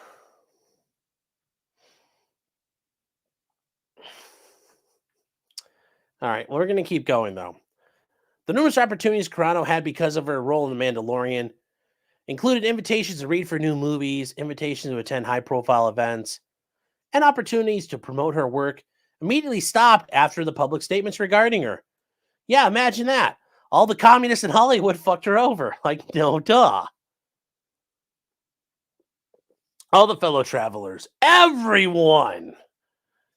Everyone, sir? Yes. Everyone! Literally everyone screwed her over. Even so, in October 21, one of her co-stars, Giancarlo Esposito, who is Gus Fring from Breaking Bad, in The Mandalorian, who's your favorite co-worker to work with? I didn't know he was in The Mandalorian, so that actually would want me to want to watch because him and Pedro Pascal are both pretty good. To which he replied, "My goodness, okay, so you're asking, me for one. Yeah, I have to say, and this may be okay, I'll say it without hesitation. Gina Carano." Another co-star, Emily Swallow, described Carano as follows: "All I could say that Gina and working with her personally, what impressed me about her from the beginning is that she was so interested in other people's opinions and so welcoming of other people's opinions. She wants to have a genuine dialogue. She's just like that in her day-to-day life. On set, she's more curious about other people. She's very giving and very gracious." Another one of Crown's co-stars, Bill Burr, came to her defense after her termination by saying the following: "She was an absolute sweetheart. Super nice person." Yeah. Even Forbes found the defendant's justification for Carano's termination baffling and unjustified. 72% of people surveyed disapproved of her termination when they saw the actual post that apparently prompted their decision because her post noted the dangers of targeting people for their beliefs. It also is weird because she's like the fucking main draw. Social media posts from her co-stars. Carano respects the rights of her co-stars to express their views on social media. Even if they differ from her, she remains fond of each of them. Does she really remain fond of each of them? However, the treatment of her stands in stark contrast to the embrace of her male co-workers and other male employees. One of the following co-stars is Pedro Pascal, a male actor who played the role of the Mandalorian. Okay. Which I still think is weird. They should never taken his helmet off. Done like Master Chief style. Never know. Although they fucking ruined that with a show too. Pascal was active on social media expressing his view on the Black Lives Matter movement, LGBTQ rights, and protests for abortion rights in the 2020 election. I bet he did. For example, in September 2015, Pascal made the post drawing a clear distinction between himself and conservatives. I'm sure this is going to be some Reddit tier shit. Conservatives use gossip columns and headlines to manipulate city politics in the 40s. And it worked. Let's be better than them. What the fuck are you talking about? On April 16, 2017, Pascal made the following post comparing Donald Trump to Hitler. Yes, he's just like Hitler because he fucking rounded people up and went after them. Totally fucking didn't do that. 45's a Nazi sympathizer, our president. God, you can hear his tampon just sliding out and just thwack hitting the ground. It's not the only time Pascal compared Trump and those who voted for him to Nazis. I'm sure it didn't. Top tier Reddit take, folks. Pascal compared those illegally entering the country to the concentration camps of Nazi Germany in the following post. Germany 1944, okay. America in 2018, yeah. It's the only concentration camp people are breaking into. Fucking brilliant, Pedro. Brilliant, Pedro.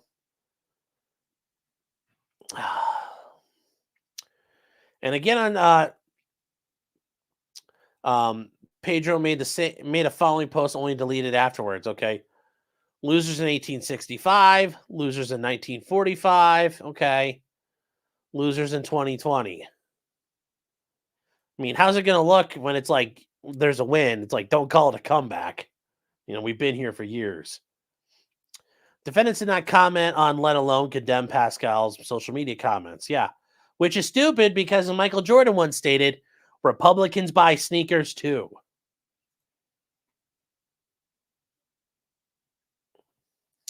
Bill Burr's woke as fuck. Yeah, that Bill's got his own fucking problems. He's been neutered. He's been cucked by his wife.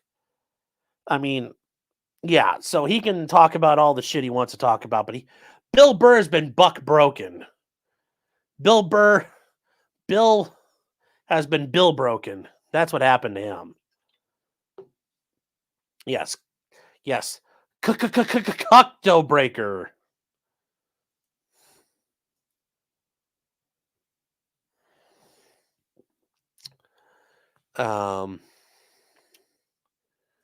Yes, Pedro Pascal is here because his family ran away from helicopter rides. Yes, they did.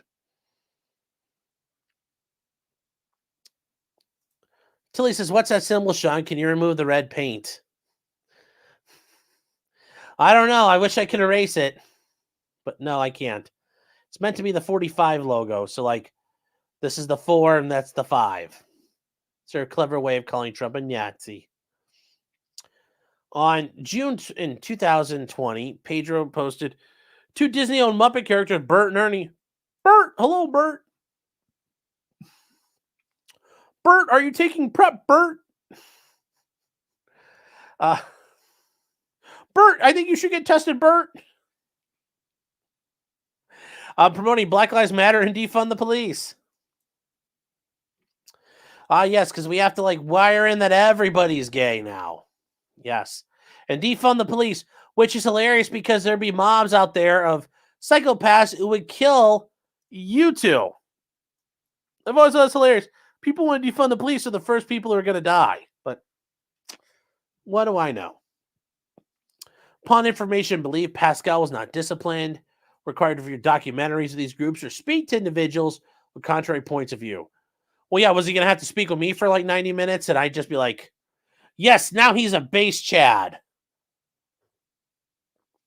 His employment was terminated. The defendants did not make statements on the social media to refer to his statements as abhorrent. Well, here's the issue. You're going to have to go into a court in L.A. You're going to L.A. and you're going to have to say, Black trans lives matter. Do you think they're going to find that abhorrent? And is a jury going to find defund the police abhorrent? No. Are you going to get a court to find that? Probably not. You know, this isn't an object, like these are subjective. I don't think this is going to get anywhere. Because it's matters of opinion. I don't know. I mean, I will say Ian Corzine on Laid Back Law said he's been, he's practicing California his whole life. He says California's laws might actually help her here. She might have something going for her. We'll see. We'll see. If she can get past summary judgment, then I think she's golden. She'll be able to break Disney's back. She'll blow their back out. Likewise, Star Wars star Mark Hamill. Yeah, fucking... God, what a fucking tool. Posts his comparison of Americans who support President Trump with Nazis. It's like, I do a Nazi thing. It's like... God, remember, you were like fucking cool at one point, bro. You were cool at one point, and then you drank the alien titty milk like a good little bitch, Mark. You drank that alien titty milk. So, I guess good for you. This, of course, is nothing new for Hamill, who from 2016 described Donald Trump as Vladimir Putin. Putin's puppet and the KKK's candidate. Hashtag Putin's puppet. Yeah, okay, great. Yeah, yeah. Hamill's gone so far to compare Trump to the Third Reich without a word of protest from defendants. I'm not an official former guy item. It's not official former guy item unless it contains at least one misspelling and or Third Reich imagery. This is official. Yeah, I've seen this before. Guess what also has it? Hold on. I've got one sitting right here. Hold on, I've got it. Where the fuck is it? Oh, got it. Guess what else has a fucking eagle on it, Mark? This has got a fucking eagle on it. Oh my God, I have a Nazi quarter, but somehow it says United States of America on it. And when was it made? Hold on, let me check. 1991. How did the Nazis make our money, Mark? Does that mean we should abolish the Federal Reserve? I mean, if you're going that way, you just stolen my heart. Like, yes, let's abolish the Federal Reserve. But yeah, a lot of countries have eagles. I mean, Poland's got eagles as part of their official heraldry and imagery. Are you going to start screaming about them being Nazis? I mean, that's not a Reichsadler or a party adler. Big difference. Presidential seal has a big old eagle on it. Is that Third Reich imagery too? Fucking dumb cunt-faced fuck.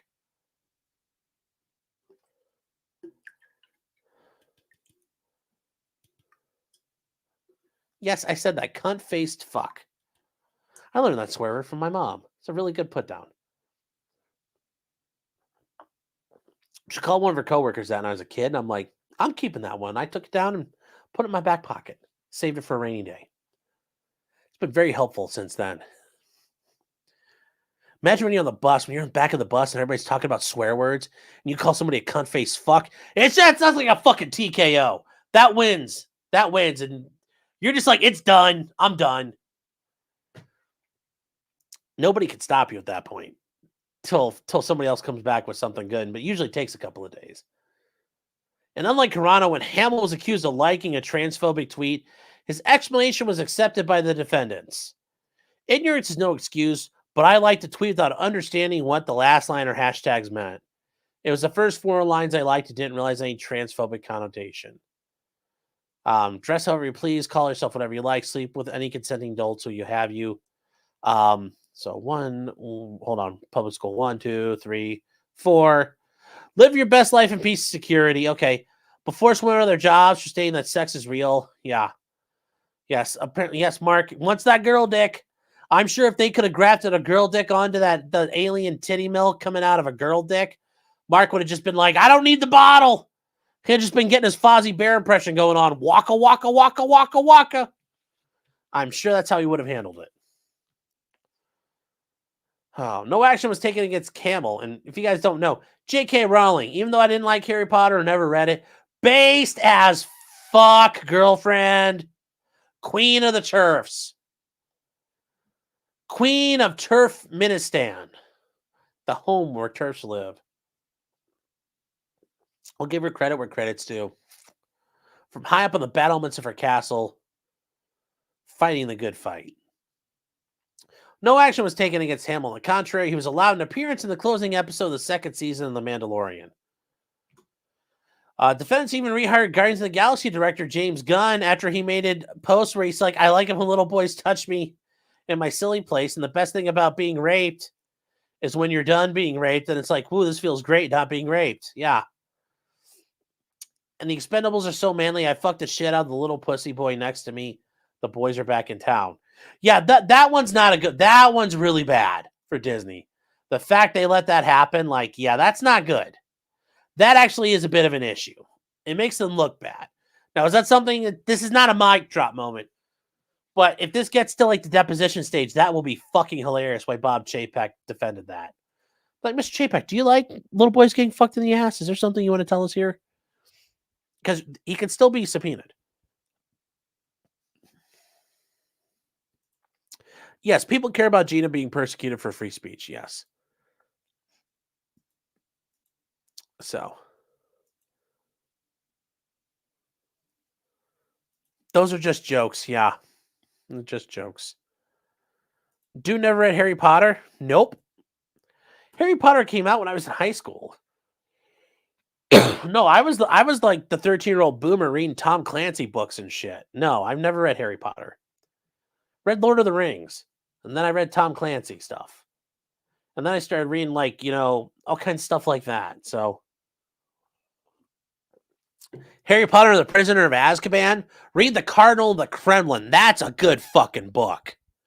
That's actually like the sleeper, I think, in the Tom Clancy universe. Cardinal and the Kremlin.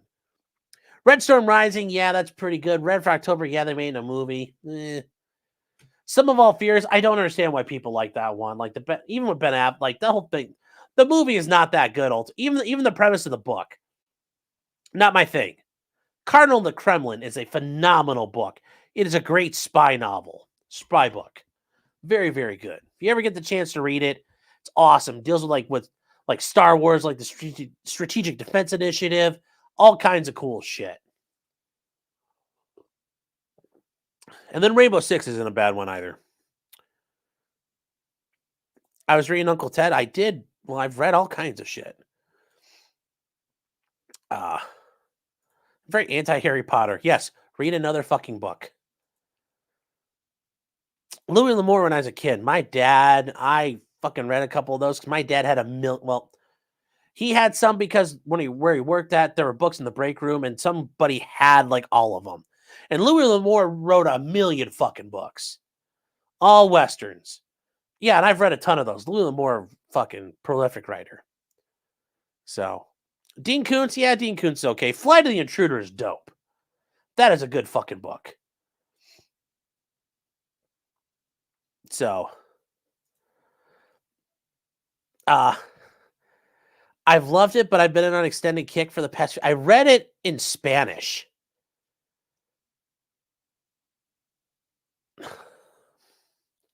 That takes some dedication. That you can read a whole book like that. Brad says, I do like that in the movie Baltimore is vaporized. Yes. Well, in the book, Denver gets vaporized, so that's kind of cool. We know about what happened today.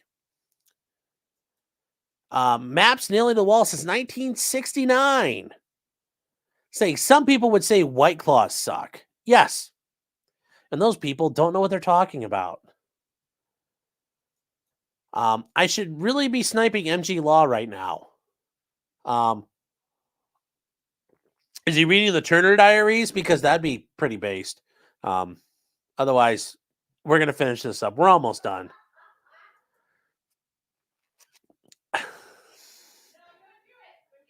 You guys are probably listening to that right now through the door. I'll read another book. I'll read The Hunger Games. No, you should go check out MG Law. Why? Was there shit going down? Yes. All right, fine. I guess we'll take a stop. We'll should read The Hunger Games. Fucking me. Clive Barker's not bad. Blood Meridian is a very good book. It's written by Cormac McCarthy. No Country for Old Men and The Road. Hold on one second. Mon chéri, can you please close the door again? Thank you. Did they say hi to Clyde? What? Did they say hi to Clyde? Yeah, well, they want to say hi to Clyde right here. All right, look, you guys got the doggo. Hey, come here. Do you not like vodka, Bubba? Do you like the vodka on Daddy's breath? Guess he doesn't. Here you go. Come on, Clyde. Let's go get our own vodka. Our own vodka. Bye. Go to MG Law. We're gonna work on it. Tom Clancy, I wish you were still alive. Yeah. Aussie stream sniping. Okay, the Brad Thor books are super gay. I don't know. I haven't read Brad Thor. I did get Vince. Right, I got Brad Thor. I got two of them. I got the Lines of Lucerne and the Path of the Assassin. 2.0 got those for me because I was going to give them a shot. Are they not good? I was going to give them a shot. That's a shame for 199 says, I will never read another book ever. Well, I don't understand why we can't read books. There's nothing wrong with books. A Handmaid's Tale. Oh, well. Read Daniel Steele. No, I'm more of a Janet Ivanovich person myself. You know, all about Stephanie Plum.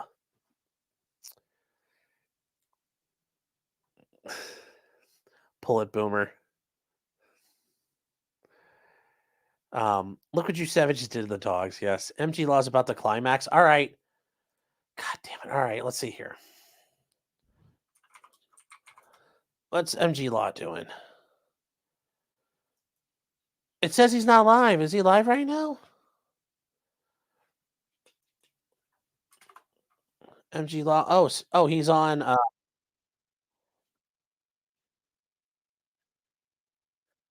right. We'll put you on 15. Saturday Night Special. What are we watching here? Type that. What's MG Law doing? What the hell? Oh, I'm getting fucking. MG Law's gonna be watching me. It says he's not live. Is he live right now? How is he not live? Howdy, MG Law. I should he's type in on, there in the chat. Like, we're not watching you, Hayden. 5-second roll. I don't care. Well, apparently you guys are watching me now. Hi. Oh my God, this is like 10 seconds behind at least. Streetception! Oh, I'm getting fucking. MG Law's gonna be watching me. It says he's not live. Is he live right now? Everybody run. Howdy. Hey, Sean. This is beautiful. I should type in there in the chat. Like, we're not watching you, Hayden. We're not. 5-second roll. I don't care. Well, apparently you guys are watching me now. Hi. Sean. Oh my god. Oh my God, this is like 10 seconds behind at least. God, I can hear myself. This is not good. I gotta silence. I can't hear this. It's too much in the background. This Now is we're too watching- fucking hard to keep up. He's watching Sean. Everybody run. He's watching him. We're watching us. All right. Well, enjoy yourselves, guys. The biggest circle jerk ever. It's Yes. an infinite loop here. The infinite circle jerk. Sean. I'm just glad to be here. Sean, what the fuck, dude? Harry Potter and the Prisoner of Azkaban. You have to read it, okay? Have you read Carano the Kremlin? Read that. It's too much in the background. That This was is fucking watching hard to just a little keep up. He's watching Sean. Everybody run. He's watching him. We're watching us. All right. Well, enjoy yourselves, guys. The biggest circle jerk ever. This is Yes. really no sense. The infinite circle jerk. There's a lot of echoes here. I'm just glad to be here. Sean, what This the is awesome. fuck, dude? Harry Potter and the Prisoner of Azkaban. You have to read it, okay? Have you read Carano the Kremlin? Read that. It's too much in the background. Tell you what, I'll read Carano of the Kremlin, you read Yeah. Prisoner of Azkaban, and we'll go from there, okay? Yes. Harry Potter's still going to be They're both very good. horrible, but I'll try it. Ironically, I have not read either one of them. Well, there's a lot of echoes here. Tom Clancy's good for you, My Kaiser. brothers You'll had be all the good. Harry Potter books growing up. All right, you guys. My Well, have a wife great night. is We're going to the biggest get. Harry Potter nerd, and she's Oh. Oh, God, I can hear it in the background still because I didn't cancel. I didn't kill it yet. Whew. I'm too high for this and I don't even do drugs. Yeah. Harry Potter's good. I get Harry Potter's good, but I just. It's like, I'm going to give you a spell and now there's a counter spell. And it's like, do guns not exist? Like, pow! Like, Harry Potter and the suppressed PPK. Like, there we go.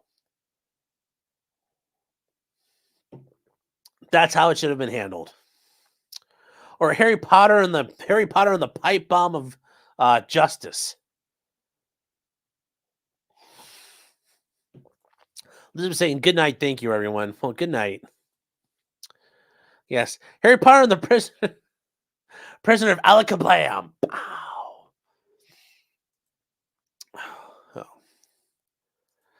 Maps to the Wall says, how much wood could a woodchuck chuck if a woodchuck could chuck wood? I don't.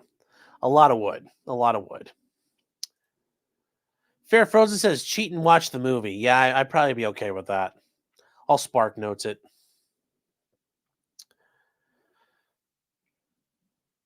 Alpha says, I'm roughly your age. No need to at this point. Yeah.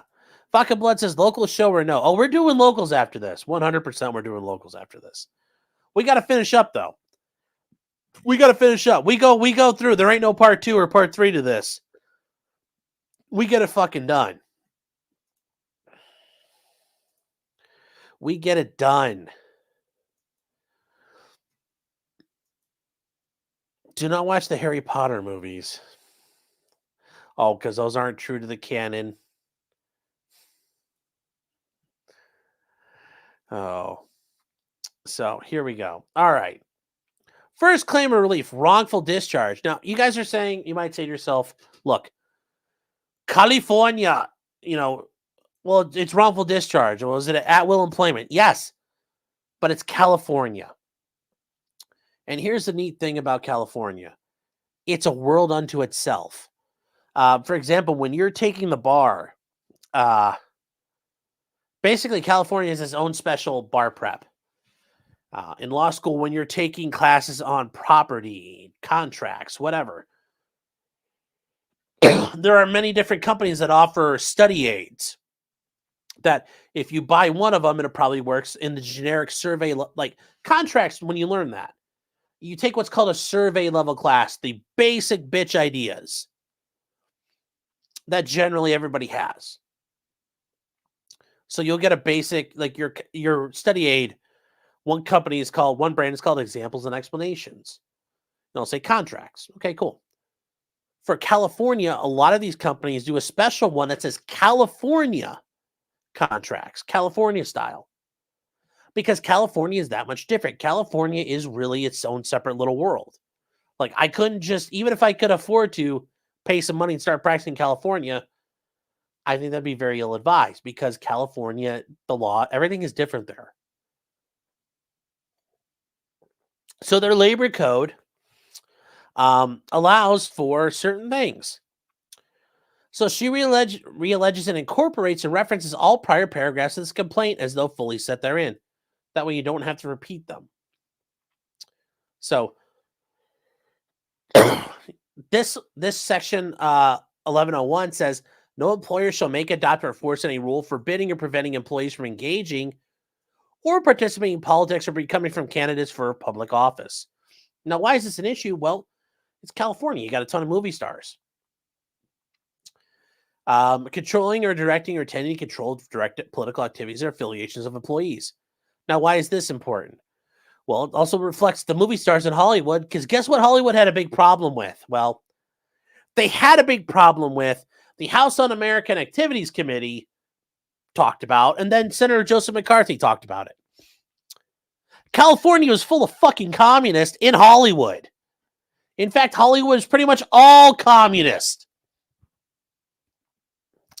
This was a law meant to protect the communists to allow them to be dirty fucking commies. But guess what? The law is a shield for everybody. So Gina picked up that rusty old crusty commie shield, blew it off. It's like, it'll do. So she's using it. So in violation of labor code, the defendant's terminated her based upon her post, thereby unlawfully forbidding or preventing her from engaging or participating in politics. And that part's probably going to carry the day. The defendants under Section B terminated her employment and refused to hire her for other promised roles, thereby unlawfully controlling, directing, or tending to control her political activities.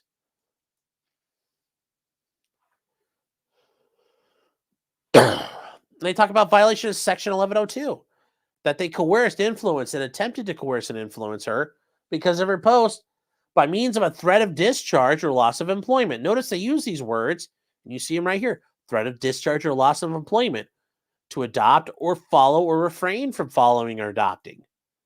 And look, to adopt or follow, or they are hitting those up. So they might actually have something here.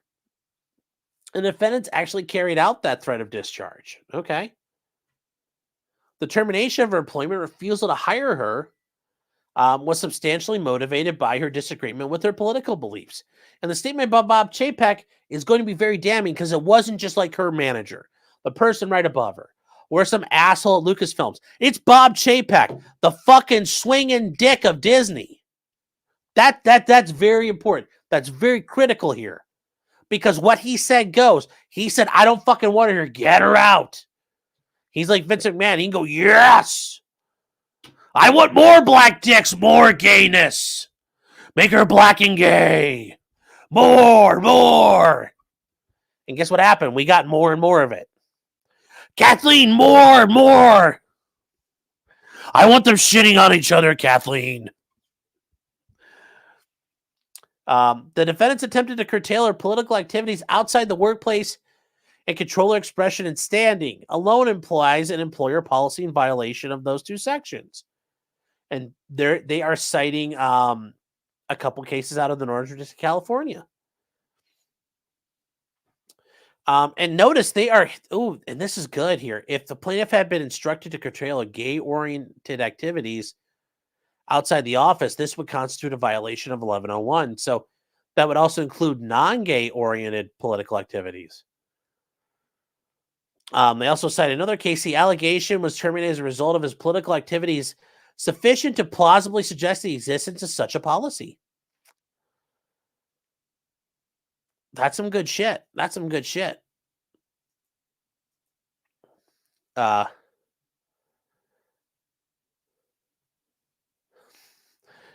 the Creekox. Yes. More and have Pedro shit in her hair. Yes. McCarthy did nothing wrong. Yes, Joe McCarthy was 100% fucking right. Sadly, he was a complete drunk. So. Alpha says, Alyssa, please be here. She's always here. She's always watching.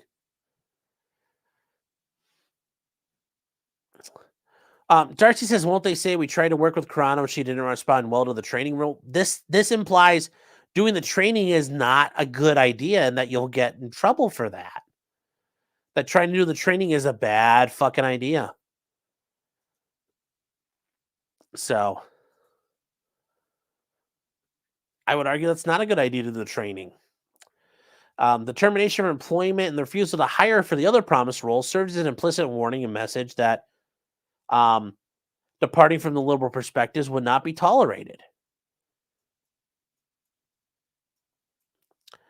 They talk about another case there. Such implicit messages constitute an employer policy.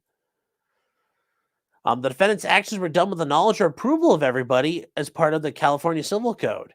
Nothing in this chapter shall prevent the injured from seeking damages from his employer for injuries suffered through a violation of this chapter. These sections provide employees with a private right of action against employers. Thus, since the allegations that the complaint alleges that Pacific Telephone and Telegraph, so that's one of the baby bells, I'm assuming, got busted up, has engaged in conduct which violates these statutory provisions, the complaint also creates a cause of action against them. It is not necessary for the plaintiff to plead the elements of breach of contract in order to bring a Section 1001 claim. That's actually good. Good. Okay. See, I remember how I brought that issue up? Is there a contract? Did they breach that contract?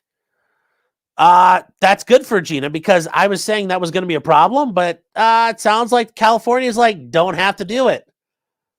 In Ohio, you probably would have to. So Gina's got, that's good. That's good for her. This is really good. The best thing having on point case law is like the thing. It is great to have that because if you have it, it's hard for the other side to go, nuh-uh. So these actions damage her, not only the loss of her role in The Mandalorian, but the role promised already and approved by Disney and Rangers of the New Republic, and the movies to be based on that series. Others stopped doing business with her, and the opportunities there. And she suffered emotional distress because of the actions. The harassment and termination, a plaintiff to hire or other roles were intended to cause injury. They amounted to despicable conduct undertaken with willful and conscious disregard to her rights under California law, and amounted to despicable conduct that subjected to Carano to cruel and unjust hardship in conscious disregard of her rights, supporting punitive damages. I'm assuming despicable and then cruel and unjust hardship. Those are going to be keywords in the case law. Very likely to be stuff in the case law. So, I'm drawing a strangely shaped dick. Well, maybe it's... Have you seen that many dicks to know it's strange?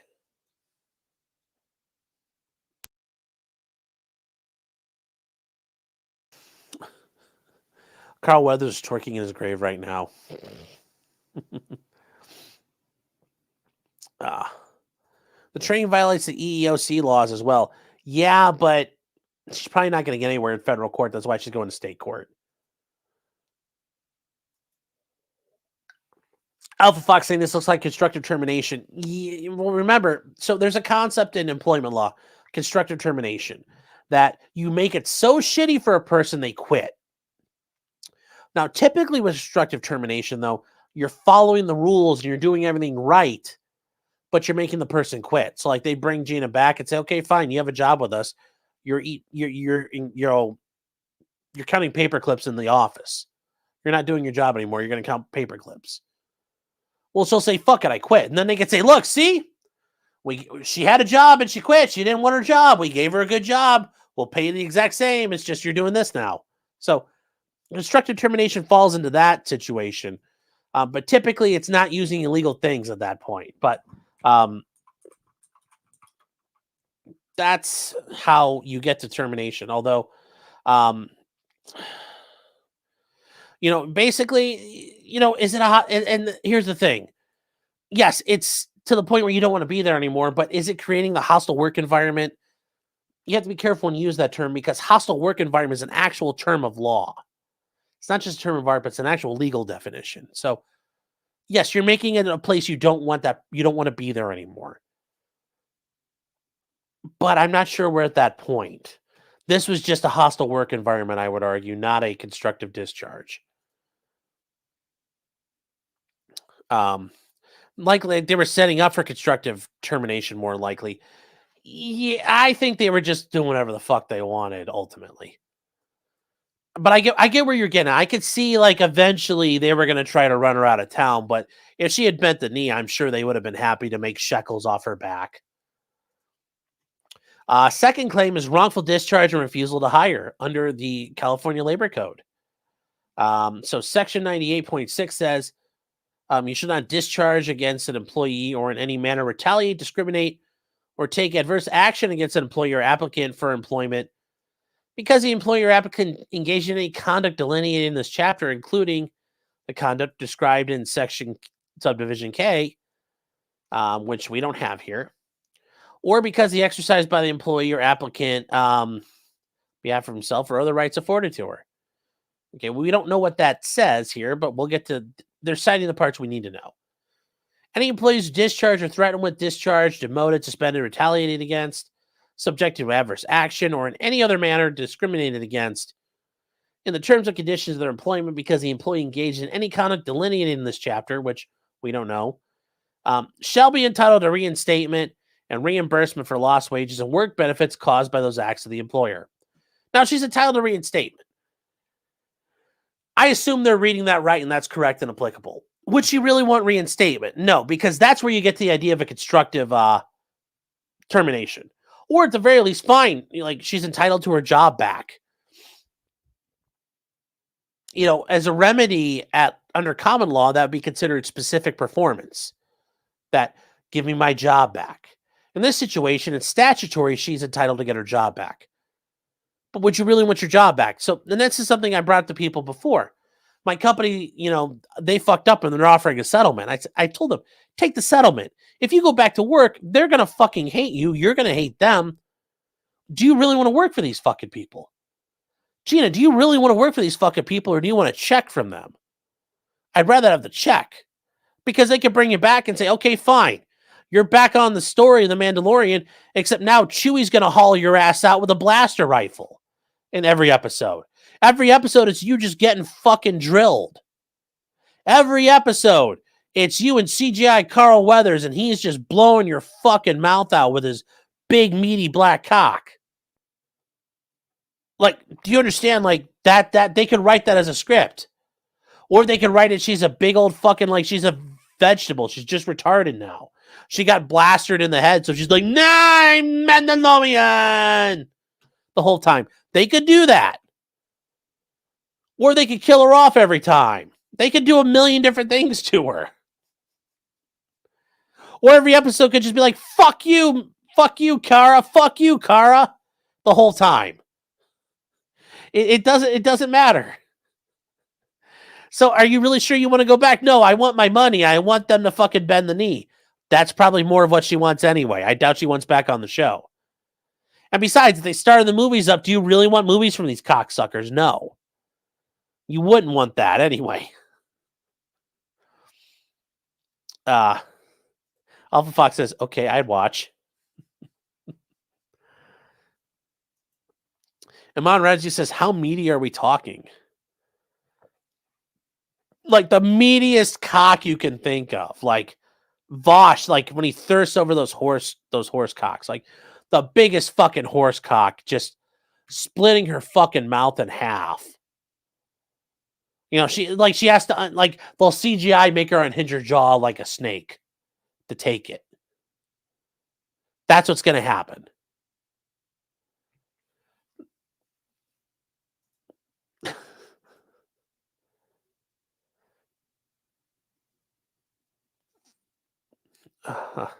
Yes, Eric, they'd be like, they killed Kara, you bastard. Yes, exactly. Mr. Hands, yeah, basically her and Chewbacca would be Mr. Hands, but that's the thing. She gets dropped off on Chewie's homeworld. She just gets assaulted by like a million of them all at once. I forget what it's called, their home planet. They talk about in violation of Section 1101 again. Thereby unlawfully forbidding or preventing her from engaging in politics. Violation of Section 1101B. They terminate her employment and refuse to hire her for her other promised roles based on her post, thereby unlawfully controlling, directing, or intending to control or direct her political activities. Remember, she can say all this because she doesn't have to prove the contract issues. She can allege this. They coerced, influenced, or attempted to coerce or influence her because of her post. The defendant's threats and harassment were in efforts to force her to adopt or follow or refrain from adopting or following in a particular course or line of political action or activity. And they actually carried it out when they discharged her. Her employment and refusal to hire her for the promised roles was done with the knowledge, approval, and that the direction of the individuals who serve as officers. Yeah, it's very likely Bob Chapek was involved in making the final call because he released a statement on it. Oh, yeah, Kashyyyk. Okay, sorry. Kashyyyk was so bad, it made not like Wookiees. Yeah. Oh. Based on these violations, defendant also violated Section 98.6 of the Labor Code by retaliating against Carano for conduct protected by Section 1101, 1102. Defendant's actions damaged Carano not only in the loss of her role in The Mandalorian, but also in the loss of the role promised to her by the Rangers of the New Republic. Okay. The New Republic, I think of the New California Republic. Not that NR. I'm thinking the NCR when I see this. Rangers in a New Republic. Not the right universe, guys. So defendant's actions further damaged Carano by causing others to stop doing business with her, basically blackballing her. The harassment and termination, or the refusal to hire the promised roles were intended to cause injury, and they already talked about this again, despicable conduct, willful and conscious disregard, and amount of despicable conduct is subject to cruel and unjust hardship. Okay, so once again, they're reiterating some facts there. Blah, blah, blah, blah, blah. This one here is interesting because I don't know. We're going to learn about what are they citing in California law. Sex discrimination. You know, you must have sex with her, Bob Chapek.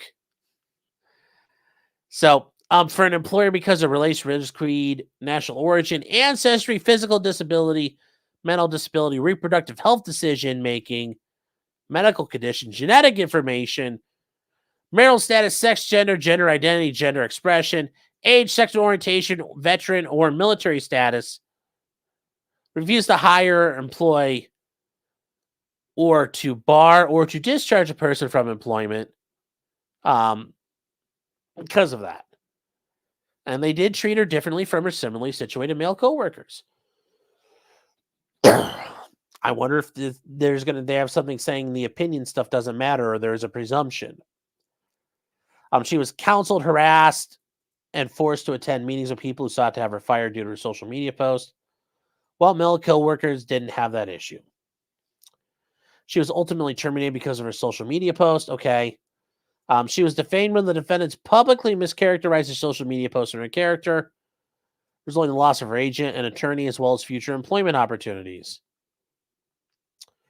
Once again, that's not the Rangers of the Right Republic. Carano was treated differently because of her sex.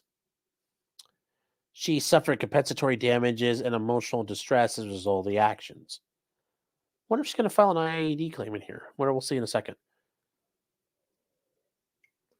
This is, guys, you're seeing a lot of like copy and pasting here. You know, they don't have to, this is notice pleading. They don't have to give like a complete factual. I mean, they already did it above. But yeah, it's same stuff we saw before. Boom, boom, boom, boom, boom. Done. There. Prayers for relief. Preliminary and permanent injunctive relief requiring defendants to reinstate her to position and pay her with no loss of benefits. Not happening. They are not giving her injunctive relief. They are not giving her a temporary injunction to get her job back. Not in a million fucking years. Not happening. A judge declaring that the defendant's termination of the employment was unlawful and a violation of California law. That very well could happen. Compensatory damages, but not including loss of pay from the date of termination to the date of reinstatement. Okay, but this is the issue they're going to have a problem with is they're going to have to get access to like season 3 of The Mandalorian and figure out like, what were you going to get? Number one. And then what were the movies going to do? But remember, those movies are going to be far more tenuous. But exceeding $75,000. Compensatory damages for loss of future employment, but not limited to the promised role in the Rangers of the New Republic. But that one's going to be kind of tenuous. I think she might get money for her role in The Mandalorian season 3. Emotional distress damages, punitive damages, reasonable attorney's fees, and any other relief the court may deem just and proper. And she demands a jury trial. Okay. And a bunch of attorneys getting pro hoc vice. Good for them.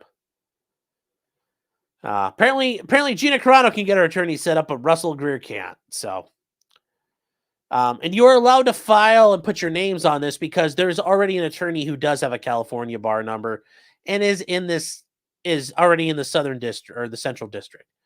So he's all good to go. He's probably already admitted. So these guys can have admissions pending because that's not a big deal. And by this point now, this was filed on February 6th. Very likely that's already been sorted out. They, you know, a firm like this, they've got fucking people that take care of that. So, demand for a jury trial, they demanded additionally on the end, just to make sure it's done. You do procedure the right way. You demand a jury trial. You demand it right off the bat. So there you go. Now, what's Lizzo made season 3 a success? Yeah. Alpha Foxy said IIED when she wanted to do that. Yeah. The Indiegogo for Kumalat is at 71K. We want Cyberfrog on the hood. Yeah. Apparently, EVS, Ethan Van Scriver, and Camelot are trying to work on raising money for Camelot to go do the races. He's doing the ARCA series for NASCAR, and with enough money, they're going to do like a Cyberfrog sponsored car. So if you guys want to get involved with that, go over there and help them out.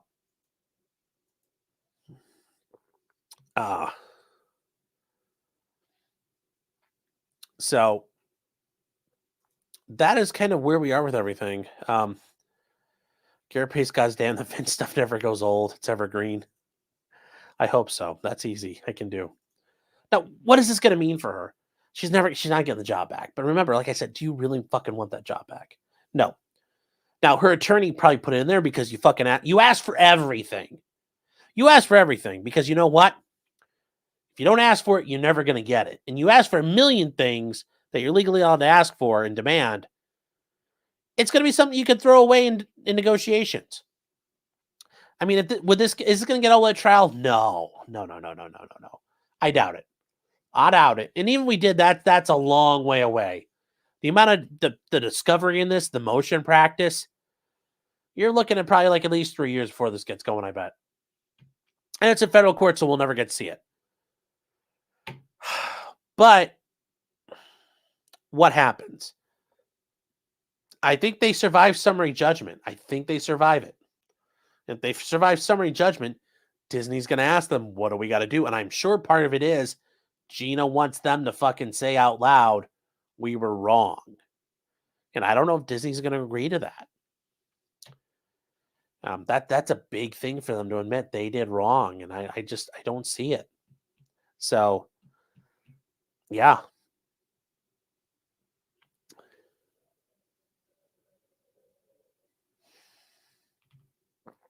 Um,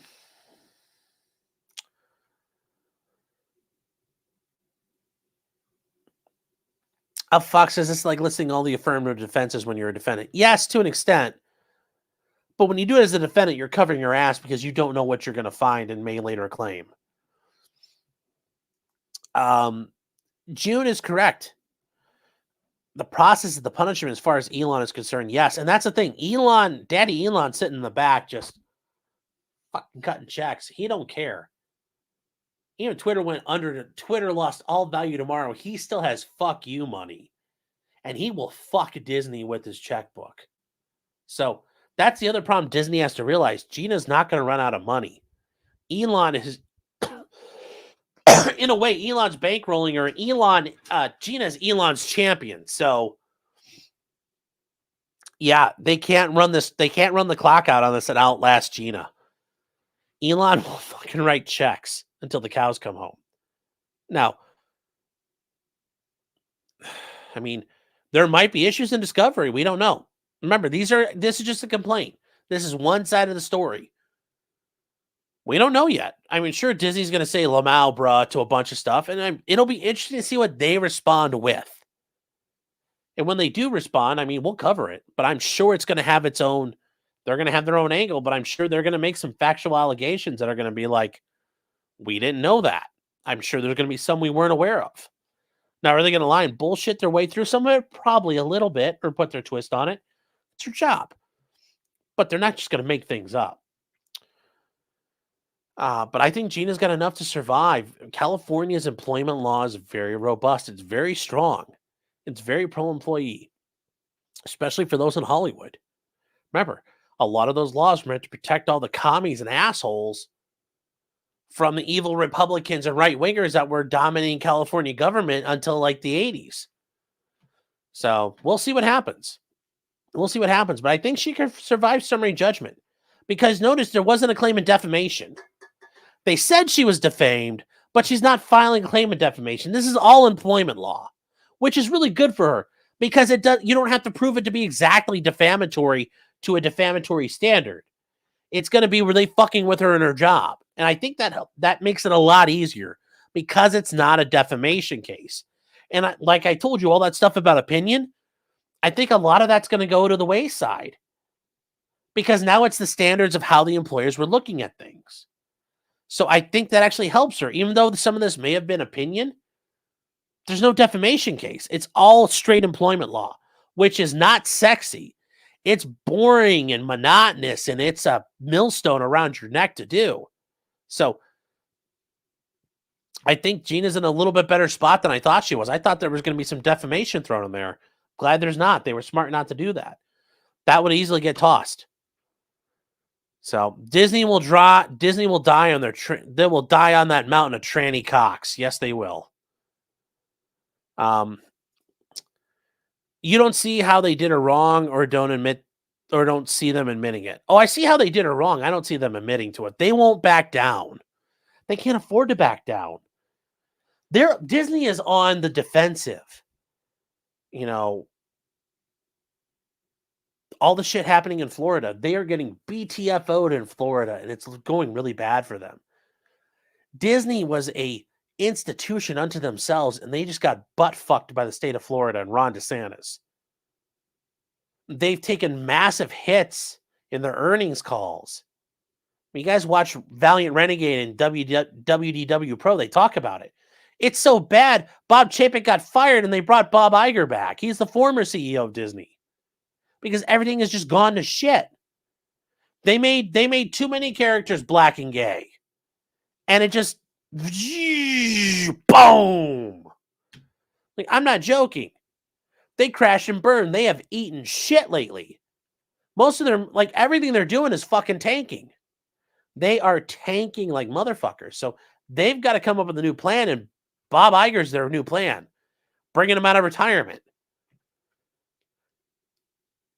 But they can't afford it. Now they have to turn around and admit, yeah, we're like a bunch of little cocksuckers at the end of the day. They're not going to do they will never fucking do that. They would rather go down swinging than do that. I guarantee you. A settlement with no admission. Yeah, that's what Gina might get. She might get fuck you levels of money out of this. Discovery's going to be very unclean. Oh, Discovery's going to be problematic for both sides, I bet, ultimately. I bet Gina's got some very, well, I mean, unclean in the sense of the lawsuit, but I bet Gina's got some very based comments she's made or things she's done or said that we don't know about and Disney's going to find out about. This isn't about the money. This is a way for Elon to fuck with Disney's legal. Yes, it is. Gina is this is a valuable vehicle for Elon to launch his war against the oligarchy and the corporate elite. But this actually might have some value in and of itself. This might be a battle that can actually be won anyway. It's not Gina just being used as a kamikaze mission.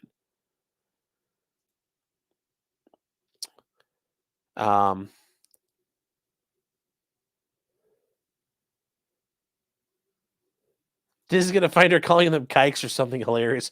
Probably.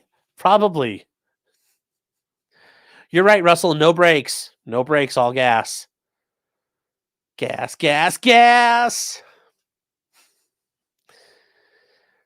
But that's the thing here. I don't know enough about California employment law, but when a California attorney, like I said, Ian Corzine told me on Friday, he's like, I think this has got some legs. And I asked him before we started the show, I'm like, can this survive summary judgment? He said, oh yeah, I can. He said it depends on what Disney does, but he says it very like he said I wouldn't be surprised if it survives summary judgment, at least to get to some discovery. Now, we might not get through all the discovery. We might just have a little bit of discovery, and then summary judgment comes out. Sure. But he thinks he'll survive a motion dismiss. And yeah, I mean, California's going to be very reluctant. If this gets thrown out, this will cause a lot of problems. Thank you. Getting refueled.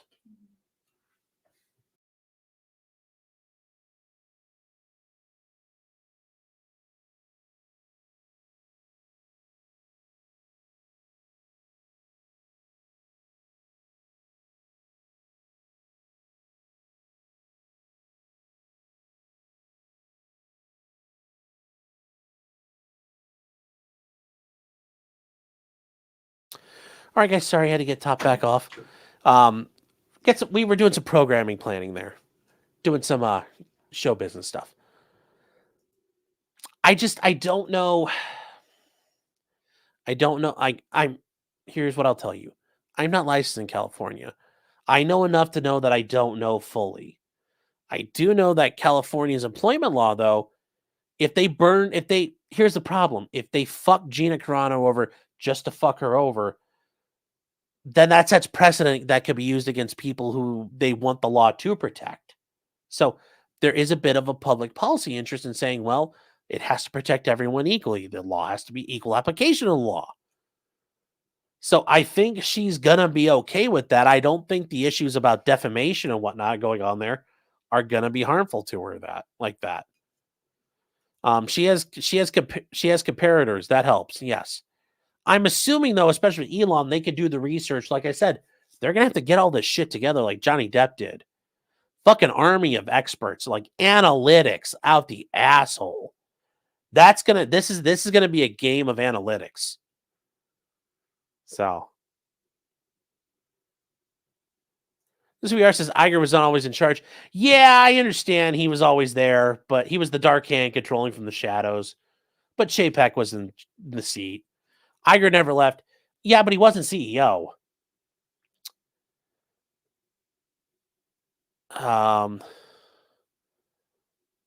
Everything woke turns to shit. Yes.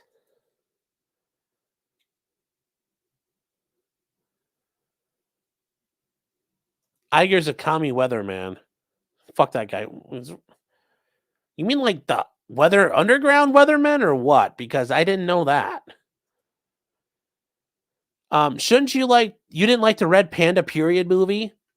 Well, no, because I only I've watched the preview of it, so apparently that means women on their periods turn into fucking psychopaths. Like, is that the point of the movie? That women are destructive and horrible on their period, and PMS really is a danger to us all, and that women can't be trusted? Because apparently that's what it is.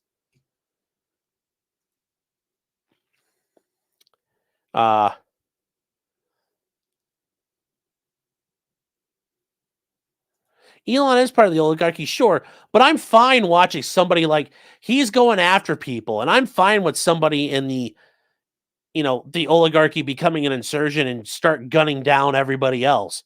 I gain from that, so I'm okay with watching it happen.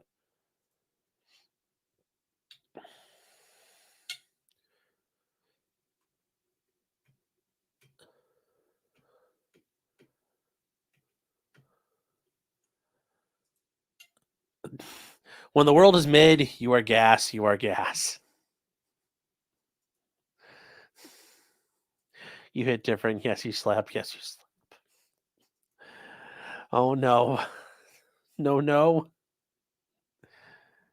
Sean gonna have a 24-hour stream to pay for the tickets to his Finnish honeymoon. Yeah.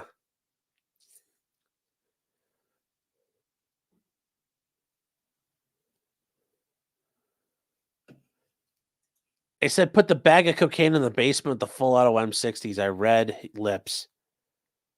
Lower your fucking voice. Oh, he got to start as a weatherman at ABC. Fuck. Oh, God, I thought you were telling me he was like running around Bernadette Dorn and Bill Ayers. Like that kind of weatherman. Like bombing motherfuckers weatherman. Oh.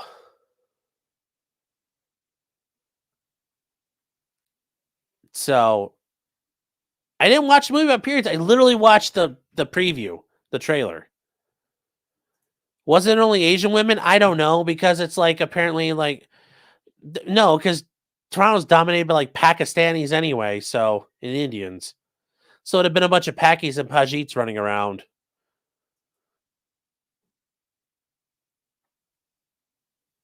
So Camelot's up to 71K. He needs 110 for his big engine upgrade. Well, there you go. Apparently he's like hauling ass. So, all right, guys. That is it for now. Like I said, we're going to have to see what happens. I don't know what's going to happen. Sure, it's going to be fun. Quick programming note. Tomorrow morning, we are going to start. Broken Baker is going to talk to us about the Adam Montgomery trial. He's been watching it. Also, just so you guys know, I'm going to probably be having him on for like an interview coming up soon. And that's because he is from Denmark, and he's a lay juror, but he's in his country, he's assigned jury duty for a number of years. So he's on juries multiple times, almost like a professional juror in some sense. And just talking about him, understanding how it works in, certain countries, there are different legal structures. I'm reached out to, a couple different people. You guys are going to hear some neat stuff coming up. Like, like Legal Vices, Jeff, learn about maritime law, like what kind of shit's going on, because especially like the Bab el-Mandab Strait over on the edge of the Red Sea, and like why shipping is going around the Horn of Africa because of insurance, all those things. We've got a couple other ones coming up. We'll actually probably have Joe Dolio from Tactical Wisdom on. I know some of you guys were like, when I've talked about the radios before, about radios, other things like that. Joe's also a contractor in the world of security contracting. How does that work? The legal implications of that. We kind of have a wide range of legal topics I'm going to be wanting to interview people about coming up in the next couple of months. So I hope you guys are going to be ready for that and ready to stick around for it. When's date night with Duck Lips Russell? Well, we'll worry about that. In the meantime, though, apparently we're going to do locals, but I think I got an invite to go mess around for a minute with MG Law. And I guess we're going to be mocking Hayden for a second, so we'll do that. Have you followed Sal Mercagliano? What's going on with Shipping Channel? Sal Mercagliano is like one of the bad guys in Mafia 3. Sal Mercano. Sal Mercano is one of the bad Mafia guys. Unless you're telling me there's a, I don't know what you're talking about. I know who Sal Marcagliano is, so that does not help me.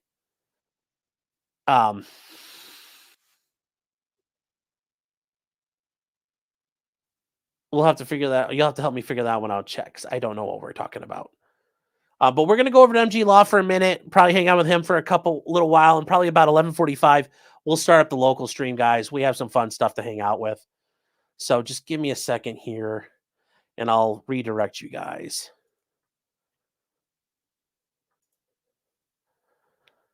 Let's see here.